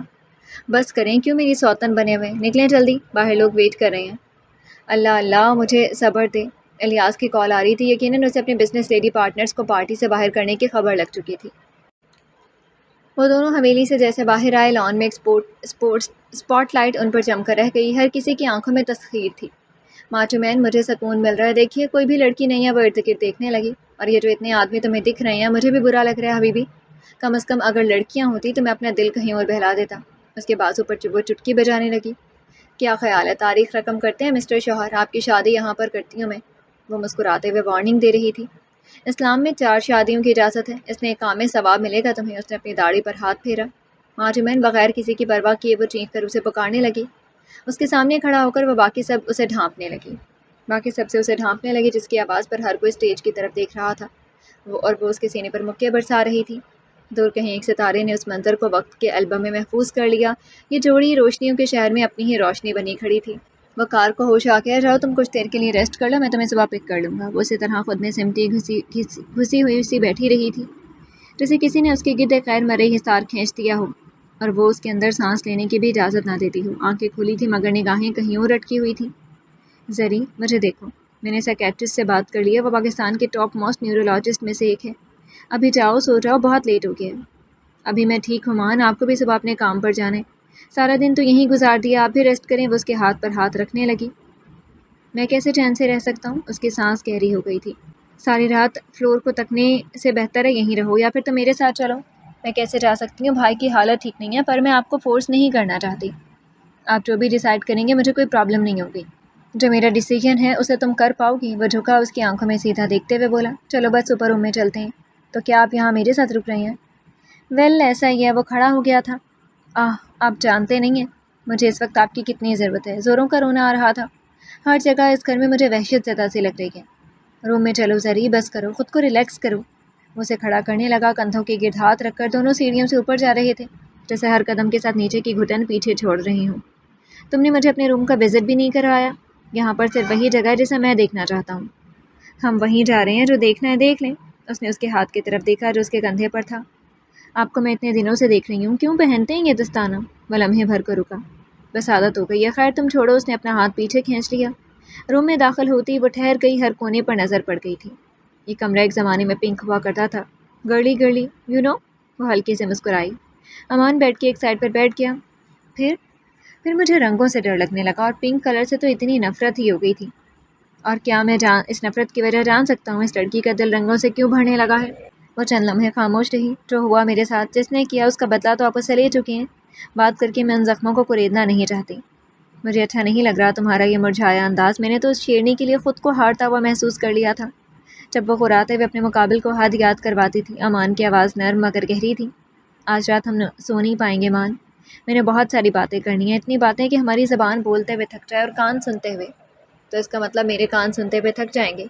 اور میری زبان بولتے ہوئے وہ بیڈ پر گر گئی اور ہنسنے لگی تھی۔ ہنستے ہنستے کب آنکھوں کے کونوں سے آنسو بہہ نکلے اسے خود خبر نہیں ہوئی۔ اس بیڈ پر میں آخری بار تب سوئی تھی جس رات میں آپ سے ٹکرائی تھی۔ یاد ہے آپ نے مجھے کیا کچھ نہیں کہا تھا؟ میرے ساتھ وہ ایڈیٹ نومی بھی تھا، پتہ نہیں کیسا ہوگا، الو کا پٹھا۔ امان اس کی گالی پر ہنسا۔ جانتے ہیں وہ منہ کے بل ہونے لگی تھی۔ نومی نے 2 بار مجھے اپنے دوستوں سے یہ کہہ کر ملوایا تھا کہ میں اس کی گرل فرینڈ ہوں۔ پھر کیا ہوا؟ منہ نہیں توڑا اس کا؟ میں نے ایسی سنائی تھی، اللہ توبہ، وہ میرے سامنے پھر بات بھی نہیں کرتا تھا۔ مجھے یاد ہے تم نے اس رات اس کے منہ کو پھٹے پٹاخے کا خطاب دیا تھا۔ ویٹ، آپ کو سچ میں یاد ہے؟ یقین نہیں ہوا۔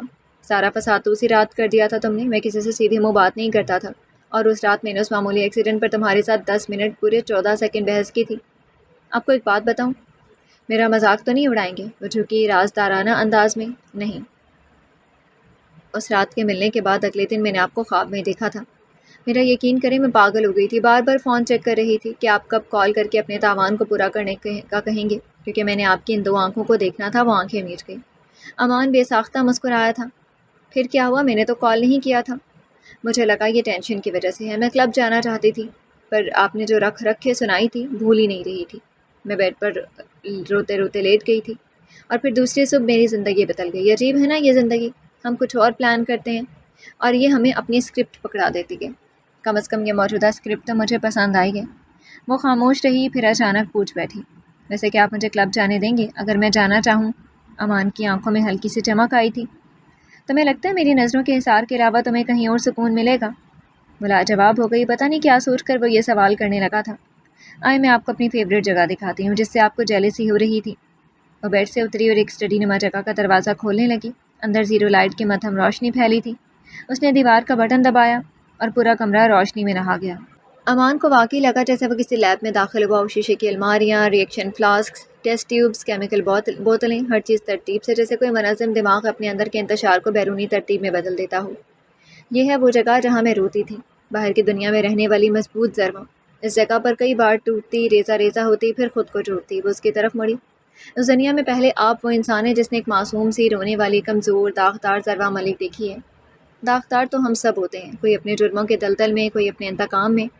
تم تو شفاف چاند کی طرح ہو جس کے داغوں کے بغیر وہ آسمان میں ادھورا ہے۔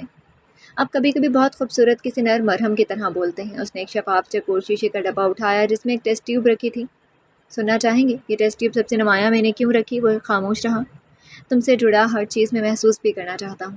اس میں نیورولائٹ نے سانس لیا تھا، میرے سب سے پہلے بے جان کیمیکل نے بولنا شروع کیا تھا۔ وہ اسے دیکھتا رہ گیا۔ اسے پہلی بار اندازہ ہوا کہ وہ اپنی سائنس سے کتنی سچی ہے۔ تم نے اتنے زہریلے کیمیکل یہاں کیوں رکھے ہیں؟ احتیاط کرنا چاہیے، یہ ڈینجرس ہے۔ یہ میرے ہاتھ پہچانتے ہیں، مجھے کچھ نہیں کہتے۔ زری، آئی ایم سیریس، اس زہروں سے مذاق نہیں چلے گا۔ ڈیڈ نے بھی بہت دفعہ کہا ہے، مگر خیر یہ دیکھیں اس نے کبرڈ کھولا۔ یہ وہ میڈل ہے جب کلاس کے ٹاپرز نے بھی ہار مان لی تھی۔ ایک پریکٹیکل تھا اور وہ میریکل میرے ہاتھوں سے ہوا۔ ٹیچرز بھی حیران ہو گئے تھے اور پھر پرنسپل نے مجھے میجک گرل کا ٹائٹل دیا تھا۔ تمہارے ٹیچرز کے پاس واقعی پہچاننے والی آنکھیں تھیں۔ وہ پہلے سمجھی نہیں اور جب سمجھی تو مسکان نے چہرے کو چھو لیا۔ وہ سائڈ پر پڑے ایک نرم توشک کو کھینچ کر بیٹھ گئی۔ امان بھی اس کے برابر بیٹھ گیا۔ خاموشی کا درجہ حرارت آہستہ آہستہ بدل رہا تھا۔ اس رات میں نے پنک کلر کی فراک پہنی تھی، میں بہت پیاری لگ رہی تھی۔ ہمارے گھر کمشنر کا آنا جانا تھا، وہ ڈیڈ کے دوست تھے۔ اس کی آواز میں ہلکی لرزش آ گئی۔ ایک دن اس نے مجھے دیکھا، پھر بہانوں سے ٹچ کرنے کی کوشش کرتا۔ میں نے ڈیڈ کو کئی بار بتانے کی کوشش کی مگر انہوں نے نہیں سنا۔ میں اسے انکل کہتی تھی۔ میں تب 5 اسٹینڈرڈ میں تھی۔ امان کے ہاتھ کی گرفت سخت ہو گئی۔ میں نے ارادہ کر لیا تھا کہ آج ڈیڈ کو سب بتاؤں گی۔ وہ بزنس ٹرپ سے آئے تھے، میں جانتی تھی وہ درندہ آج پھر آئے گا۔ میں ان کے روم میں گئی مگر انہوں نے کہا کہ سر میں درد ہے، بعد میں بات کریں گے۔ اس نے لمبی سانس لی جیسے اگلی بات مشکل ہونے والی تھی۔ اور اس رات وہ میرے روم میں آیا۔ میں نے دروازہ بند کیا تھا مگر وہ پھر بھی آیا، غلط طریقے سے ٹچ کرنے لگا۔ کہا اگر چیخی تو۔ اس کی آواز ٹوٹ گئی۔ میری آواز تو بند ہو گئی تھی مگر میرے ہاتھوں میں جیسے بجلی دوڑ گئی تھی۔ میں نے اسے مارا تھا۔ اس بار کا نشان آج بھی اس کی پیشانی پر ہے۔ اس دن مجھے پنک کلر سے نفرت ہو گئی۔ اس دن سے مجھے ہر چیز سے زیادہ ڈیڈ سے نفرت ہونے لگی۔ میں آہستہ آہستہ ان سے دور ہوتی گئی اور وہ مجھ سے۔ انہیں لگا تھا اس نے جو کیا وہ مجھے اپنی لپیٹ میں لے لے گا۔ یہی وہ سیاہ سچ ہے۔ جب مجھے اندھیرے سے محبت ہوئی، وہ اس توشک کو کھینچنے لگا جس پر وہ بیٹھی تھی۔ تمہارے حصے کی ہر خوشی تمہیں میں دوں گا، یہ میرا وعدہ ہے۔ اس رات انہوں نے نیند کو لیب کے دروازے کے باہر چھوڑ دیا۔ شیشے کی بوتلوں کے بیچ کیمیکلز کی مہک میں ماضی کے زہریلے مالیکیولز کو بے اثر کرتے ہوئے انہوں نے صبح تک باتیں کی۔ وہ لیب صرف تجربات کی جگہ نہیں تھی، وہ ضربہ ملی کی ریئیکشن چیمبر تھی، جہاں وہ ٹوٹتی بھی تھی، بنتی بھی تھی اور ہر بار پہلے سے زیادہ مستحکم کمپاؤنڈ بن کر ابھرتی تھی، اور امان پہلی بار اس کے فارمولے کا مستقل جز بن گیا تھا۔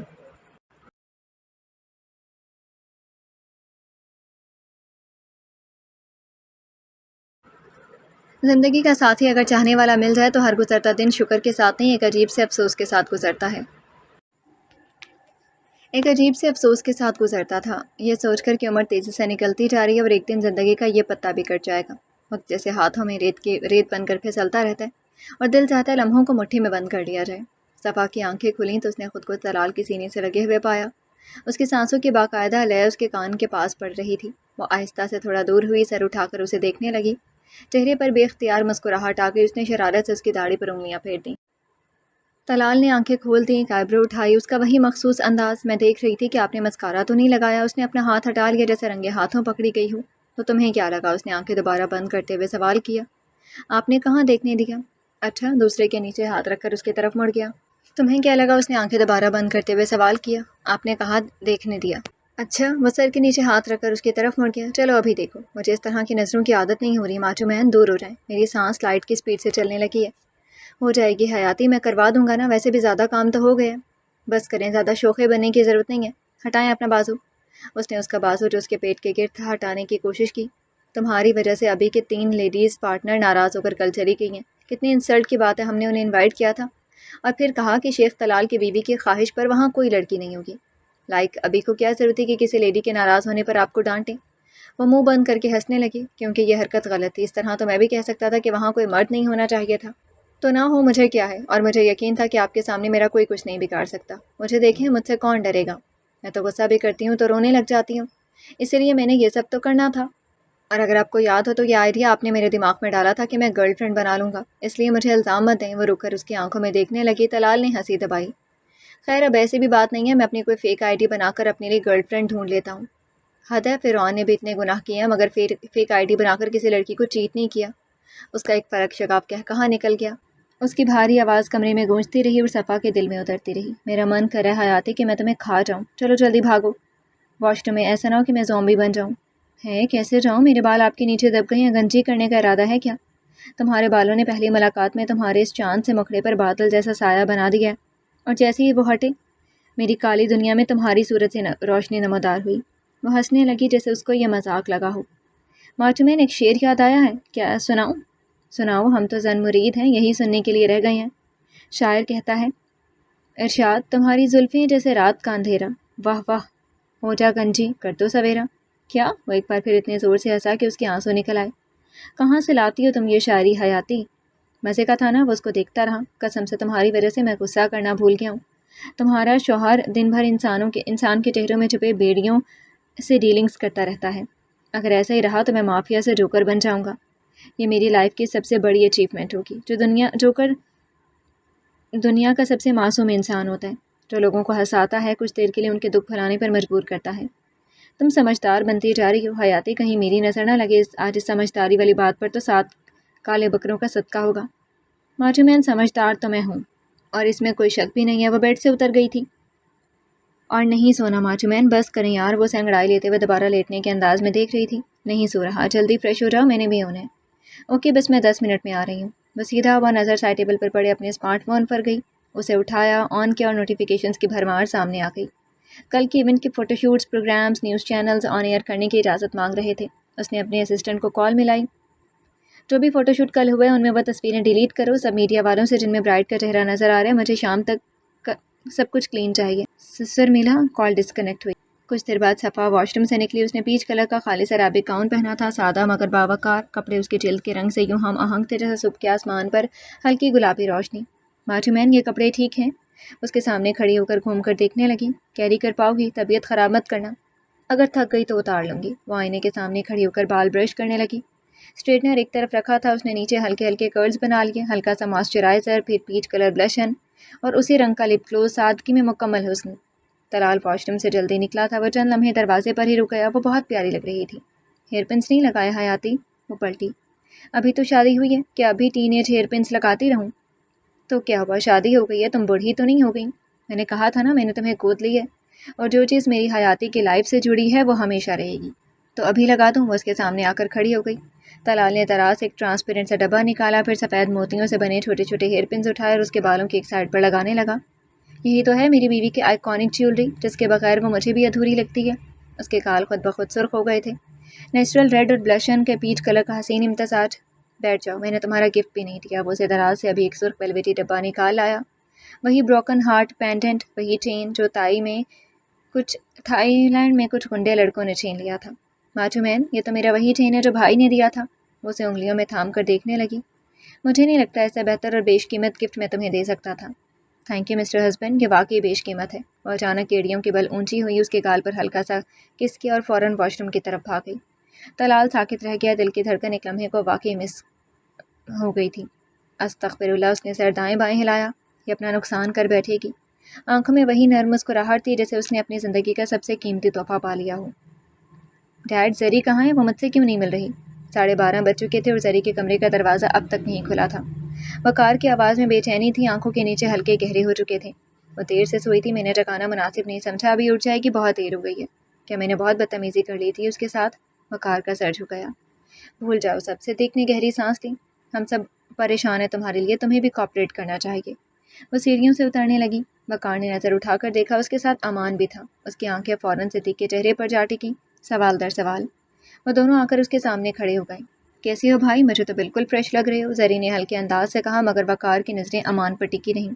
یہ آدمی یہاں کیا کر رہے ہیں؟ اور آخرکار وہ پوچھ ہی بیٹھا۔ زری، تم اس کے ساتھ روم میں تھی؟ اس کی انگلی امان کی طرف اٹھی۔ شرم نہیں آئی تمہیں اپنے باپ بھائی کے سامنے؟ اور تم؟ اچانک اس کا لہجہ تیز ہو گیا۔ یو باسٹرڈ، غیرت نام کی کوئی چیز ہے تم میں؟ وہ امان کی طرف مڑا۔ بس کرو، زری نے اس کا اشارہ کرتا ہاتھ نیچے کیا۔ کیسے بس کروں؟ کیا ہمارے اپنے مسائل کم ہیں کہ یہ بھی ہمارے زخموں پر نمک چھڑکنے آ گیا ہے اور تم بھی اس سے منہ کالا کر کے گھوم رہی ہو؟ بس کرو وقار، زری نے ناگواری سے کہا۔ تمہاری ہمت کیسی ہوئی مجھے منع کرنے کی؟ چٹاخ ایک زوردار تھپڑ امان کے ہاتھوں وقار کے چہرے پر پڑا۔ کمرے کی ہوا ایک لمحے کو ساکت ہو گئی۔ اس ٹون میں تم کیسے بات کر رہے ہو؟ ذرا عقل سے کام لو، مرد بنو، دماغ چلاؤ تھوڑا۔ اس کا گریبان پکڑ کے اسے صوفے پر دھکیلنے لگا۔ تمہاری بہن یہ اپنے نکاح کے دوسرے دن آئی اور تمہاری مجھ سے کیا سن رہی ہے؟ مان چھوڑ دیں اسے۔ ابھی یہ ذرواں امان کے اثر ایک لفظ بھی اگر تم نے نکالا تو تم اصل پاگل پن میرا دیکھو گے۔ نکاح، شوہر، ڈیڈ یہ کیا بول رہا ہے؟ وقار کی آواز میں ہلچل تھی۔ ڈیڈ یہ کیا بول رہا ہے؟ زری نے امان کا بازو پکڑ کر اسے پیچھے کرنے کی کوشش کی۔ اور تم نے کیوں کیا ایسا؟ اس دنیا میں کوئی اور مرد نہیں ملا تھا؟ زری جاؤ روم میں تمہارے بھائی کو سمجھانا پڑے گا۔ پلیز مت کریں، وہ اس کے سامنے کھڑی ہو گئی۔ آئی سیڈ گو، اور اپنے باپ کو بھی لے کر جاؤ۔ امان، صدیق نے پکارا مگر اس نے ہاتھ اٹھا کر اسے مزید بولنے سے روک دیا۔ چلیں ڈیڈ، زری مڑ کر جاتے ہوئے بار بار پلٹ کر دیکھتی رہی۔ تم بھی دفعہ ہو جاؤ امان کے اثر۔ وقار نے ٹیبل پر رکھا ڈیکوریشن پیس اٹھایا اور دیوار پر دے مارا۔ ٹھا، ابھی یہ دوسرا تھپڑ اس کے منہ پر پڑا۔ دماغ جگہ پر آئے یا تیسرا بھی کھانا چاہتے ہو؟ امان نے کوئی تاوان بغیر دھمکی دی۔ وقار کے ہونٹ سے خون بہنے لگا، وہ ابھی آرام سے صوفے پر بیٹھ گیا۔ میری بہن کو پہلے ذلیل کیا اور پھر نکاح کیا۔ ذلیل تمہاری وجہ سے ہوئی ہے، لیکن پھر بھی وہ یہاں تمہارے لیے ہے۔ اگر اس لڑکی کا رونا مجھے بے بس نہیں کرتا تو میں اس کا چہرہ بھی تمہارے باپ اور تم سے چھپا دیتا۔ وہ شیشے کی ٹیبل پر اس کے سامنے بیٹھ گیا۔ امان کیسا؟ میں نے تمہاری بہن کو اغوا نہیں کیا، میرے ایک ملازم نے مجھے دھوکہ دیا تھا اور سڑک سے تمہاری بیٹی کو اٹھوایا تھا، جسے تو میں اپنے انجام کو پہنچا چکا ہوں۔ یہ قتل کا اقرار جرم ہے، میں تمہیں اس میں اندر کروا سکتا ہوں۔ میں ویسے بھی اپنی زندگی سے تنگ ہوں، جیل کی ہوا بھی کھا لیں گے۔ اس نے دونوں ہاتھ چہرے پر پھیر دیے۔ کیا تم مذاق اڑا رہے ہو میرے دماغی بیماری کا؟ امان سیدھا ہوا۔ کیا میرا تمہارا مذاق ہے؟ اس لڑکی کی خاطر میں نے اپنے انتقام بھی اپنے اندر ہی رہنے دیا ہے۔ میں تمہیں سمجھا رہا ہوں سالے، آئندہ اس لہجے میں تم اس سے سوال کرتے مجھے دکھائی نہ دینا۔ نکاح کر چکا ہوں میں اس سے، سمجھ آتی ہے اس لفظ کی؟ اگر ابھی ہوش میں ہو تو اندازہ ہو گیا ہوگا کہ اس کا مطلب کیا ہے اور وہ میرے ساتھ روم میں کیوں تھی۔ تمہارا ہم سے کون سا انتقام ہے؟ اگر تم یہاں صحیح ہو میری بہن سے نکاح کر کے، تو طلال نے بھی تمہاری بہن سے نکاح کیا ہے، پھر بیچ میں رہ کیا جاتا ہے؟ تمہارے لیے جو ضروری ہے اسی تک علم رکھنا بہتر ہے۔ چھوٹی بیٹی ہو کر زری صدیق جمال کو سمجھاتی پھرے، ڈاکٹروں کے ساتھ تمہارے علاج کی بات کریں، یا تم لوگوں کے جرموں کی معافیاں مانگتی پھرے۔ بہت کچھ اس کے علاوہ بھی وہ جیل گئی ہے۔ بتا اس لیے رہا ہوں تاکہ تمہارے اوپر والے حصے میں یہ بات بیٹھ جائے، کیونکہ میں اسے بہت جلد یہاں سے لے جاؤں گا، ہمیشہ کے لیے۔ وہ میری بھی بہن ہے۔ مجھ جیسا آدمی مجبوریوں کو نہیں مانتا، اس کی وجہ سے تم سے بات کر رہا ہوں، وہ بھی اتنے آرام سے، اور میں یہ کہنے پر مجبور ہو گیا ہوں کہ وہ میری مجبوری بن گئی ہے۔ اس لیے یہ حق جتانے والی باتیں نہ کرو، وہ ابھی صرف میری بیوی ہے۔ کمرے میں خاموشی چھا گئی۔ آئی ایم سوری، آئی نو نہیں بولنا چاہیے تھا، مگر مجھے نہیں لگا تھا کہ کبھی اتنے آرام سے کسی کو سن لوں گا، اس لیے کہ کان کے نیچے کسی نے لگائے نہیں تھے۔ یاد رکھو کل تم سائیکیٹرسٹ کے پاس جاؤ گے اور جو ہیومن اسمگلنگ کا کارنامہ تم نے انجام دیا تم نے کیا بہتر ہے خود سرنڈر کرو. زری تمہاری میڈیکل رپورٹ بنا لے گی. خود جرم قبول کرنے کے بعد کچھ ٹرائلز کے بعد تمہیں چھوڑ دیا جائے گا. وقار اسے دیکھتا رہا. نفرت ہے مجھے تم سے. ہٹا لو اپنی نظریں. اور یہ مت سوچنا کہ مجھے تمہارے ساتھ ہمدردی ہے. شکر کرو تمہاری بہن مجھے کنونس کرنا چاہتی ہے ورنہ میں تمہیں پھانسی پر لٹکانے کے بعد بھی پیچھے نہیں ہٹتا. وہ وہاں سے اٹھ گیا. زری اپنے کمرے میں بے چینی سے ایک کونے سے دوسرے کونے تک چل رہی تھی. دروازہ کھولا. وہ فوراً اس کے پاس آئی. کیا ہوا؟ آپ نے مارا بھائی کو؟ اس نے اس کے سینے پر دونوں ہاتھ رکھ کر اس کی آنکھوں میں آنکھیں ڈال کر پوچھا. تمہیں کس نے کہا؟ میں تو صرف سمجھا رہا تھا. وہ اس کے بھیگے پلکوں کو چھونے لگا. مجھے یقین نہیں آ رہا امان کیسر آرام سے بات کر سکتا ہے. بہت جانتی ہو مجھے. وہ آدھی مسکراہٹ سے بولا. دعویٰ یہی تھا مگر اب لگتا ہے نہیں جانتی. بہت لمبی زندگی پڑی ہے. جان لوگی. کوئی جلدی نہیں ہے مجھے. مان یو لٹل ٹربل میکر. نہ دیکھوں ایسے تمہاری یہ سبز نگینیں میری اندر طوفان برپا کرتی ہیں. میرے جنون کو برداشت کرنا تمہاری جان پر عذاب بنے گا جو میں نہیں چاہتا. اس نے لبوں پر زبان پھیری. وقار کل سائیکیٹرسٹ کے پاس جائے گا. بتایا میں نے. تم جانا چاہو تو اس کے ساتھ جا سکتی ہو. شکر ہے ورنہ مجھے لگا تھا یہاں بھی سر مارنا پڑے گا اسے کنونس کرنے کے لیے. اس کو ٹریک کیا جا رہا ہے زری. بہتر ہوگا وہ خود سرنڈر کرے. میں نے ابھی تک اس کے خلاف کوئی فائل سبمٹ نہیں کی مگر میں مزید ویٹ نہیں کروں گا. مطلب آپ نے کل جھوٹ بولا تھا. میں دیکھنا چاہتا تھا تم کیا ری ایکشن دو گی. آپ مجھے بہت آزماتے ہیں امان کیسر. اگر کبھی میں نے کچھ غلط کیا تو آپ پچھتائیں گی. اچھا تم ایسا کیا غلط کرنا چاہو گی؟ وہ اس کی کمر میں ہاتھ ڈال کر قریب کرنے لگا. اس کی پلکیں کانپنے لگیں اور اس لمحے میں کیا جاذبیت تھی امان سے بہتر کوئی نہیں بتا سکتا تھا. بولو کیا غلطی کرنا چاہتی ہو؟ سیاہ آنکھوں کا سبز آنکھوں سے ٹکراؤ ہوا شدید خاموش مگر انتہائی پربانی. بھول گئے ہیں کہاں سے اٹھا کر مجھے نکاح کے لیے لائے تھے؟ وہی میری سب سے بڑی غلطی بن جاتی ہے آپ کی وجہ سے. اور مجھے کوئی شوق نہیں ہے ہر بار خود کو ثابت کرنے کا. یہ جان لیجیے مجھے لوزر سے نفرت ہے اور تم کبھی بھی ایسا نہیں ہونا چاہو گی. یہ تو میں جانتا ہوں. ابھی ہمیں نکلنا ہے. تم مزید یہاں نہیں رہ سکتی. تمہارا بھائی ابھی ٹھیک ہے. کیا ہو جائے گا؟ مجھے آخری بار اپنے روم میں سونے دیں. بالکل نہیں. میں کوئی رسک نہیں لے سکتا. تم ٹریک ہو رہی ہو تمہاری فیملی کے ساتھ اس لیے نو مور. ڈیڈ سے میں ایک بار مل کر آتی ہوں. صرف 5 منٹ ہے. اس نے اپنی گھڑی دیکھی. اچھا آپ مجھے چھوڑ دیں. اس نے اسے آزاد کیا. وہ دروازے کی طرف بڑھی اور کمرے سے باہر نکل گئی. تم نہیں بولو گے اس لیے اسپیکٹرا نے تمہارے لیے نیا ٹریٹمنٹ ایجاد کر لیا ہے. میں کچھ نہیں جانتا. ڈاکٹر ہوش میں آ چکا تھا مگر اس کی آواز میں وہی ضدی ہچکچاہٹ باقی تھی. تم سب جانتے ہو اور ہم بھی جانتے ہیں. چلو لے آؤ حنان کو. تمہارا بیٹا تمہیں بہت یاد کر رہا تھا. آج اس کمرے میں ڈاکٹر کو رکھا گیا تھا. اس کے عین درمیان میں ایک شیشے نما دیوار رکھی تھی. کھڑی تھی ایک طرف سے بلائنڈ دوسری طرف سے شفاف. اس دیوار کے اس پار سمیر ایک 14-15 سالہ لڑکے کو لے آئی تھی. بچہ معصوم سا تھا. ہاتھ میں موبائل پکڑے شاید کسی گیم میں مصروف جیسے اسے اندازہ ہی نہ ہو کہ وہ کس جہنم کے دہانے پر بٹھایا جا رہا ہے. ڈاکٹر کی آنکھیں پھیل گئیں. یہ میرا بیٹا نہیں ہے. مگر اگلے لمحے وہ انکار کرنے لگا. یہ جواب کسی کے وہم و گمان میں بھی نہیں تھا. سب نے ایک دوسرے کی طرف دیکھا. یہ آخری بار تھا. کمرے میں خاموشی نے پنجے گاڑ دیے تھے. ٹھیک ہے پھر مار دیتے ہیں ایسے. حماد نے بے پرواہی سے کہا اور سمیرہ کو کال ملانے لگا. شیشے کے اس پار سب کچھ واضح دکھائی دے رہا تھا. سمیرہ نے دراز کھولی. اندر ایک سرنج اور ایک شیشی رکھی ہوئی تھی. اس نے وہ بوتل نکالی. یہ تمہارے ماڈیفائڈ نیورولائٹ فارمولے کی نئی ورژن ہے. کیوں نہ پہلے اسے بچے پر ٹرائی کر لیں. ہو سکتا ہے تمہاری ریسرچ آج کامیاب ہو جائے. بچے کو کرسی پر بٹھایا گیا تھا. وہ ابھی موبائل اسکرین پر جھکا ہوا تھا. سمیرہ نے ایک بڑا سا انجیکشن تیار کیا اور دوا اس میں بھر کر بچے کے رگ میں اتارنے کے لیے ہاتھ اٹھایا. مت کرو ایسا خدا کے لیے. ڈاکٹر کی چینخ کمرے کی دیواروں سے ٹکرا کر واپس آئی. اور یہی لمحہ کا تو انتظار ہو رہا تھا. یہ تمہارا بیٹا تو نہیں ہے نا؟ حماد نے کرسی گھسیٹ کر ڈاکٹر کے عین سامنے بیٹھتے ہوئے کہا. یہ میرا بیٹا ہے. ڈاکٹر کی ہمت جواب دے گئی. وہ گلا پھاڑ کر چینخا تھا. چلو ٹھیک ہے اپنے بیٹے کو بچا لو اور ہمیں وہ بتا دو جو ہم پوچھ رہے ہیں. ڈاکٹر کی سانسیں بے ترتیب ہو چکی تھی. اگر میں نے تم لوگوں کو بتایا تو وہ مجھے مار دے گا. وہ یہاں تک نہیں پہنچ سکتا. مگر میرا نشانہ تم پر ہے. اسی وقت اسپیکٹرا روم میں داخل ہوا. حماد نے وہی کرسی اس کے لیے خالی کی جس پر وہ بیٹھا تھا. لیپ ٹاپ لے آؤ اور سمیرہ کو بھی بلاؤ. کچھ دیر بعد حماد لیپ ٹاپ کے ساتھ واپس آیا اور سمیرہ بھی اس کے ہمراہ تھی. ڈاکٹر کال ملاؤ. سمیرہ لوکیشن کسی صورت ٹریس نہیں ہونی چاہیے. تم وائس کال کرو گے. اگر مجھے ذرا سے بھی گڑبڑ محسوس ہوئی تو اس بچے کی موت کی ذمہ داری صرف تم پر ہوگی. اس نے پسٹل میز پر رکھ دیا. سر ہو گیا سمیرہ نے آہستہ سے کہا. اسپیکٹرا نے اشارہ کیا اور لیپ ٹاپ ڈاکٹر کے سامنے رکھ دیا گیا. وہ بے وقوف نہیں ہے. سمجھ جائے گا. اگر وہ سمجھ گیا تو تم یہ بھی نہیں دیکھ پاؤ گے کہ گولی کس طرف سے تمہارے سر کے آر پار ہوئی ہے. کوئی آپشن نہیں تھی. ڈاکٹر نے کانپتے ہاتھوں سے کال ملائی. اسکرین سیاہ تھی مگر دوسری طرف سے آواز ابھری. ہیلو. آپ نے کہا تھا آپ مجھے بچائیں گے. پولیس میرے پیچھے پڑی ہے. پس منظر میں تیز میوزک کی آواز آ رہی تھی. شاید وہ کسی کلب میں تھا. ٹیبل پر پڑے پسٹل کو اس نے اٹھایا. ڈاکٹر نے ہاتھ اٹھایا. مجھے بار بار ڈسٹرب مت کرو. جب کہاں ہے تو کر لوں گا. میں اپنے لیے ٹکٹ بک کر رہا ہوں. میں آپ کے پاس آ رہا ہوں. مجھے مزید پاکستان میں نہیں رہنا.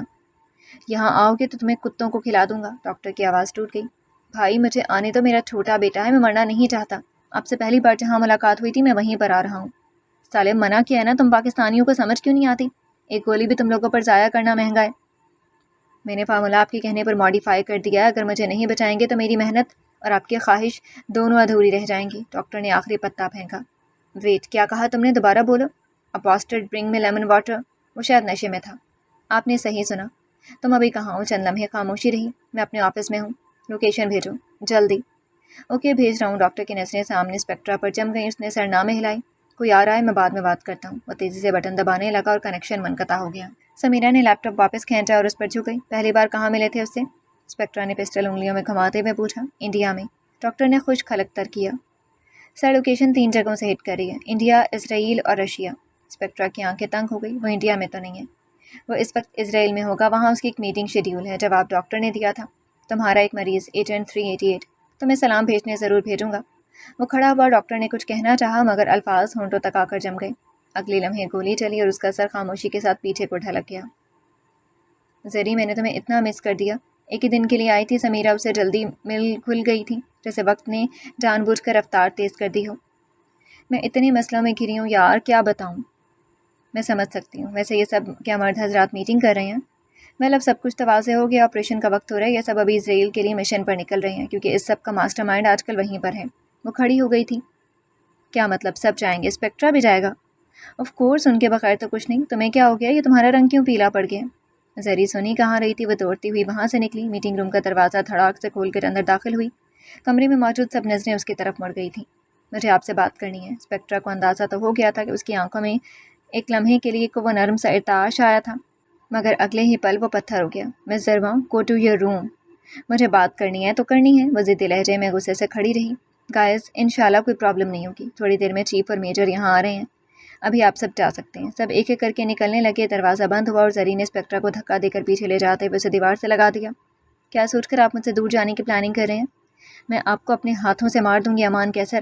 یاد رکھیں، میں آپ کی کوئی اسپیکٹرا مشن کو خاطر میں نہیں لاؤں گی۔ میں پہلے ہی تم سے کافی حد تک امپریس ہو چکا ہوں۔ بس کرو بیگم صاحبہ، میرا کالر چھوڑ دو۔ اگر میں نے تمہیں اس دیوار سے پن کر دیا نا تو پھر جو آگے ہوگا تم مجھے روک نہیں پاؤ گی۔ آپ کا مذاق سوچ رہے ہیں؟ میری جان نکل رہی ہے۔ مان خدا کے لیے نہ جائے، میں مر جاؤں گی اگر آپ کو کچھ ہوا۔ وہ اپنے ہاتھوں کا پھنکا بنائے خود کو کمپوز کرنے کی کوشش کر رہی تھی۔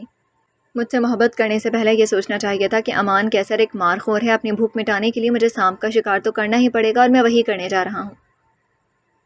پلیز کسی اور کو بھیج دیں۔ یہ کافی نہیں کہ آپ نے ایک کہانی کو وجود دیا اور اسے حقیقت بنا دیا۔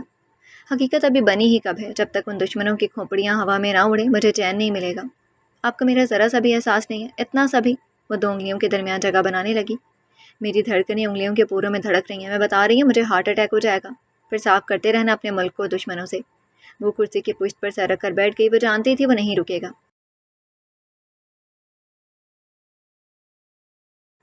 اگر تم ایسا کرو گی تو میں جیت کر بھی ہار جاؤں گا۔ وہ اس کے پاس آیا۔ اس کے لہجے میں پہلی بار تھکن تھی اور ایک بے نام سا خوف بھی۔ تم پہلی وردی والے کی بیوی تو نہیں ہو جو یہ سب سہ رہی ہیں؟ ہزاروں مائیں اپنے بیٹوں کو اس وطن پر قربان کرنے کے لیے بھیجتی ہیں۔ مجھے ایک چیز سمجھ نہیں آتی، کیوں ڈیفینس، پولیس اور یہ آرمی سب سے قابل جوانوں کو اس جھگڑوں میں مرنے کے لیے بھیجتے ہیں؟ یہ فضول ایکسپائر مال کمشنر کی طرح کسی توپ کے سامنے کیوں نہیں کھڑے کرنے دیتے؟ یہ تو ناانصافی ہے۔ اس کو بے پناہ پیار آیا تھا اس پر، وہ بچوں کی طرح بات کر رہی تھی۔ کون کہہ رہا تھا کہ یہ لڑکی ایک دماغ دہلا دینے والی، سوچ کو بدلنے والی ماہر میڈیسن سائنٹسٹ ہے؟ حالانکہ اس نے دیکھا تھا اسے جب وہ اپنے بھائی کے سامنے اپنے حد سے آگے بڑھ کر اس کی پاگل پن کو پرسکون کرنے کی کوشش کر رہی تھی۔ تب اس دنیا میں اس سے کوئی مضبوط اعصاب والی عورت نہ کوئی انسان اسے لگا تھا، لیکن یہاں پر بات جذبات کی تھی جو بڑے سے بڑا دل بھی پگھلنے پر مجبور کرتا ہے۔ دروازہ نوک ہوا اور جواد اندر آیا۔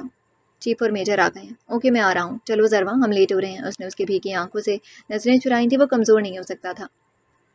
وہ اپنے آنسوں کو خود صاف کرنے لگے۔ وہ دروازے تک گیا اور پیچھے واپس اسے دیکھنے لگا، مگر اس کو اسپیکٹرا کا رول یہیں پر نبھانا تھا، مان کا نہیں، کیونکہ اس کے جسم پر سیاہ وردی زیب تن ہوئی تھی۔ اس کے لیے دروازہ کھول کر وہ سائڈ پر ہو کر راستہ دینے لگا۔ ایک لمحے کے لیے دونوں کی نظریں ملی اور وہ جان گئی تھی وہ رکے گا نہیں۔ دل میں جو تھوڑی سی امید کی کرن تھی وہ بجھنے لگی۔ وہ جو ایک بار پھر منع کرنا چاہتی تھی خود کو روکنے لگی، کیونکہ وہ اپنا بھرم توڑنا نہیں چاہتی تھی۔ سر جھکا کر وہ اس راہداری سے جانے لگی۔ ڈرائنگ روم میں سامنے پڑے صوفے پر چیف بیٹھا تھا اور اس کے بائیں طرف میجر۔ وہ سر کے بل اشارہ کر کے اسپیکٹرا کو بیٹھنے کا کہنے لگا۔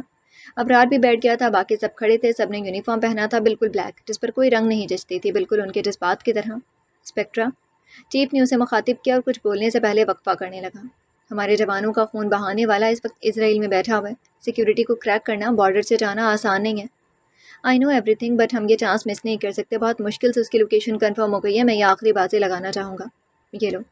वह एक कार्ड उसको देने लगा। वहाँ पहुँचकर हमारे एजेंट्स आपके साथ कनेक्ट में रहेंगे। Thank you for this. मुझे उम्मीद है कि हम जैसे शिकार करने के लिए जा रहे हैं, शिकार करके वापस लौटेंगे। अल्लाह तुम्हारा हामी और नासिर हो। अगर किसी चीज़ की मज़ीद ज़रूरत हो तो तुम कह सकते हो। ज़्यादा कुछ नहीं, मुझे मिस ज़रवा की सेफ्टी चाहिए, क्योंकि यहाँ पर मैं नहीं हूँगा। उसके लिए मज़ीद आंसू रोकना मुश्किल हो गया था। दूसरी तरफ चेहरा करने लगी। एक बार उसकी दोनों आंखों से बह निकली। She is ज़रवा Malik. चीफ उसको देखने लगा। डोंट वरी, हो जाएगा। Thank you again. बाकी सब कुछ मैंने मेजर सफ़ीर को बताया, but make sure agent 388 clear cut culprit है। अगर वो कुछ पूछें तो नॉर्मली बात करें उससे। तो ये तो वाज़ेह है कि वो इस आदमी के साथ कांटेक्ट में है। वो खड़ा हुआ और चीफ के साथ मेजर भी खड़ा हुआ। समीरा भी नीचे उतरी। वो भी अपना बैग पैक कर गई थी, उन्हीं की तरह ब्लैक टाइट पैंट और ऊपर जैकेट पहनी हुई। कामयाब हो गए लोटो। याद रखो, अगर तुम जिंदा लौट कर आए तो ये वतन तुम्हें याद रखेगी, और अगर शहीद बनकर तो भी तुम हमेशा हमारे दिलों में जिंदा रहोगे। उसने सर हिलाया और जरी के दिल पर एक मातम गुजरी। मेजर ने उसे गले लगाया था। हम तुम्हारी राह तकते रहेंगे। उसने अपनी टीम को देखा। Are you ready guys? Yes sir. एक गर्म जोश रिस्पॉन्स सुनने को मिला था। वो बगैर जरी को देखकर रवाना हुआ। कदम सुस्त पड़ रहे थे मगर वो रुका नहीं। उसने अपार्टमेंट का दरवाज़ा खोला और वह दहलीज पार करने लगा। मजीद सब्र सिरे से ख़त्म हो गया था। वो दौड़कर ही वही दरवाज़ा पार करने लगी जिस पर वो गया था। मान। और फिर उसकी आवाज़ पर उसके कदम जंजीर हो गए। वो आगे नहीं बढ़ा। दिल ने कहा तुम जालिम हो, मगर दिमाग कह रहा था तुम मुहाफिज, और मुहाफिज कुर्बानी देते हैं। वो उसकी तरफ देखने लगा। दिल ने बाजी ले ली थी। वो उससे थोड़े फासले पर खड़ी थी। अगर अमान कैसर के कदमे फ़र्ज़ की जंजीरों में कैद थीं तो वो तो आज़ाद थी। वो दौड़कर उसके सीने से लगी थी। अमान का दिल आज पहली बार धड़क रहा था, इतना तेज़, शायद खौफ था अपनी सांसों का, क्योंकि वो जीना चाहता था उस लड़की के साथ। मान, मैं मर जाऊंगी। वो उसको ऊपर देखने लगी। उसके कांपते वजूद को वो अपने लोहे की तरह मजबूत बाजुओं में भरने लगा। हमार, जवान और बारी सब हैरान थे। मान, वो फिर से उसे पुकारने लगे। उसके गालों को अपनी हथेलियों के प्याले में भरकर उसकी आंखों में देखने लगा। मुझे आप शहीद मंजूर नहीं है। आपको मेरी कसम है कि आप जिंदा लौटेंगे। उसके माथे से माथा जोड़ने लगा। तुमने ये नहीं सीखा लिटिल ट्रबल मेकर के जाने वाले से वादे नहीं लिए जाते, ना कस्में दिए जाते हैं। मैं आपके लिए बहुत सारा दुआ करूंगी। आप वापस आएंगे। हम जिंदगी के बहुत सारी बहारें देखेंगे। हम साथ झूठी सदा चेहरों के साथ उस मिट्टी में खाक होंगे। मैं जानती हूँ ये ज़मीन इतनी भी जालिम नहीं होगी। वो एक पागल लड़की के जीने की वजह को अपनी सीने में दफनाते हुए कबूल नहीं करेगी। वो आखिरी बार उसके माथे पर अपना मोहब्बत भरा बोसा देने लगा। उसने आंखें बंद करी जैसे ये वक्त कैद करना चाहती हो। याद रखो ज़रमा, तुमने उस भरपूर मर्द के अंदर इतना तहस नहस कर दिया जिसे अभी सिर्फ तुम ही जोड़ सकती हो। तुम मेरी मलिका हो, तुम मेरे दिल के ट्रबल मेकर हो, तुम मैजिक गर्ल हो। तुम वो औरत बनी जिसे मैं चाहकर भी नफरत नहीं कर पाया, जिस लड़की के लिए मैंने अपना इंतकाम भुला दिया, जिसने मुझे हर बार हैरान कर दिया। मुझे यकीन है वो अपने मान के लिए मजबूत रहेगी जब तक मैं आता नहीं हूँ, जब तक मैं लौटता नहीं हूँ। उसने सर इस बात में हिलाया। मैं रहूँगी। वो उसे 2 कदम पीछे हुआ। दरमियान में हवा गुजरना शुरू हुई। वो 3 कदम मजीद दूर हुआ। फिर आंसुओं में वो धुंधला देखने लगा, और फिर उसने पलट कर वो दहलीज पार कर दिया जहाँ से वापसी मुकद्दर पर छोड़ दी जाती थी। स्पेक्ट्रा ने दिल के ऊपर वो कसम निभाया जिसकी वजह से वो उस मट्टी का बेटा कहलाने लगा था। वहीं पर वह ज़मीन पर घुटनों के बल गिरी। ये वक्त कैसे गुजरेगा, तो सब्र दे मुझे। उसने आसमान की तरफ देखा। नीले आसमान की वसतों में वो अपनी दुआओं को ढूंढ रही थी। अपने आंसुओं को साफ करने लगी और खड़ी हुई, चाहे पाँव लरस रहे थे मगर हौसला मजबूत था। अगर उसने कहा था कि वो आएगा तो वह ज़रूर आएगा।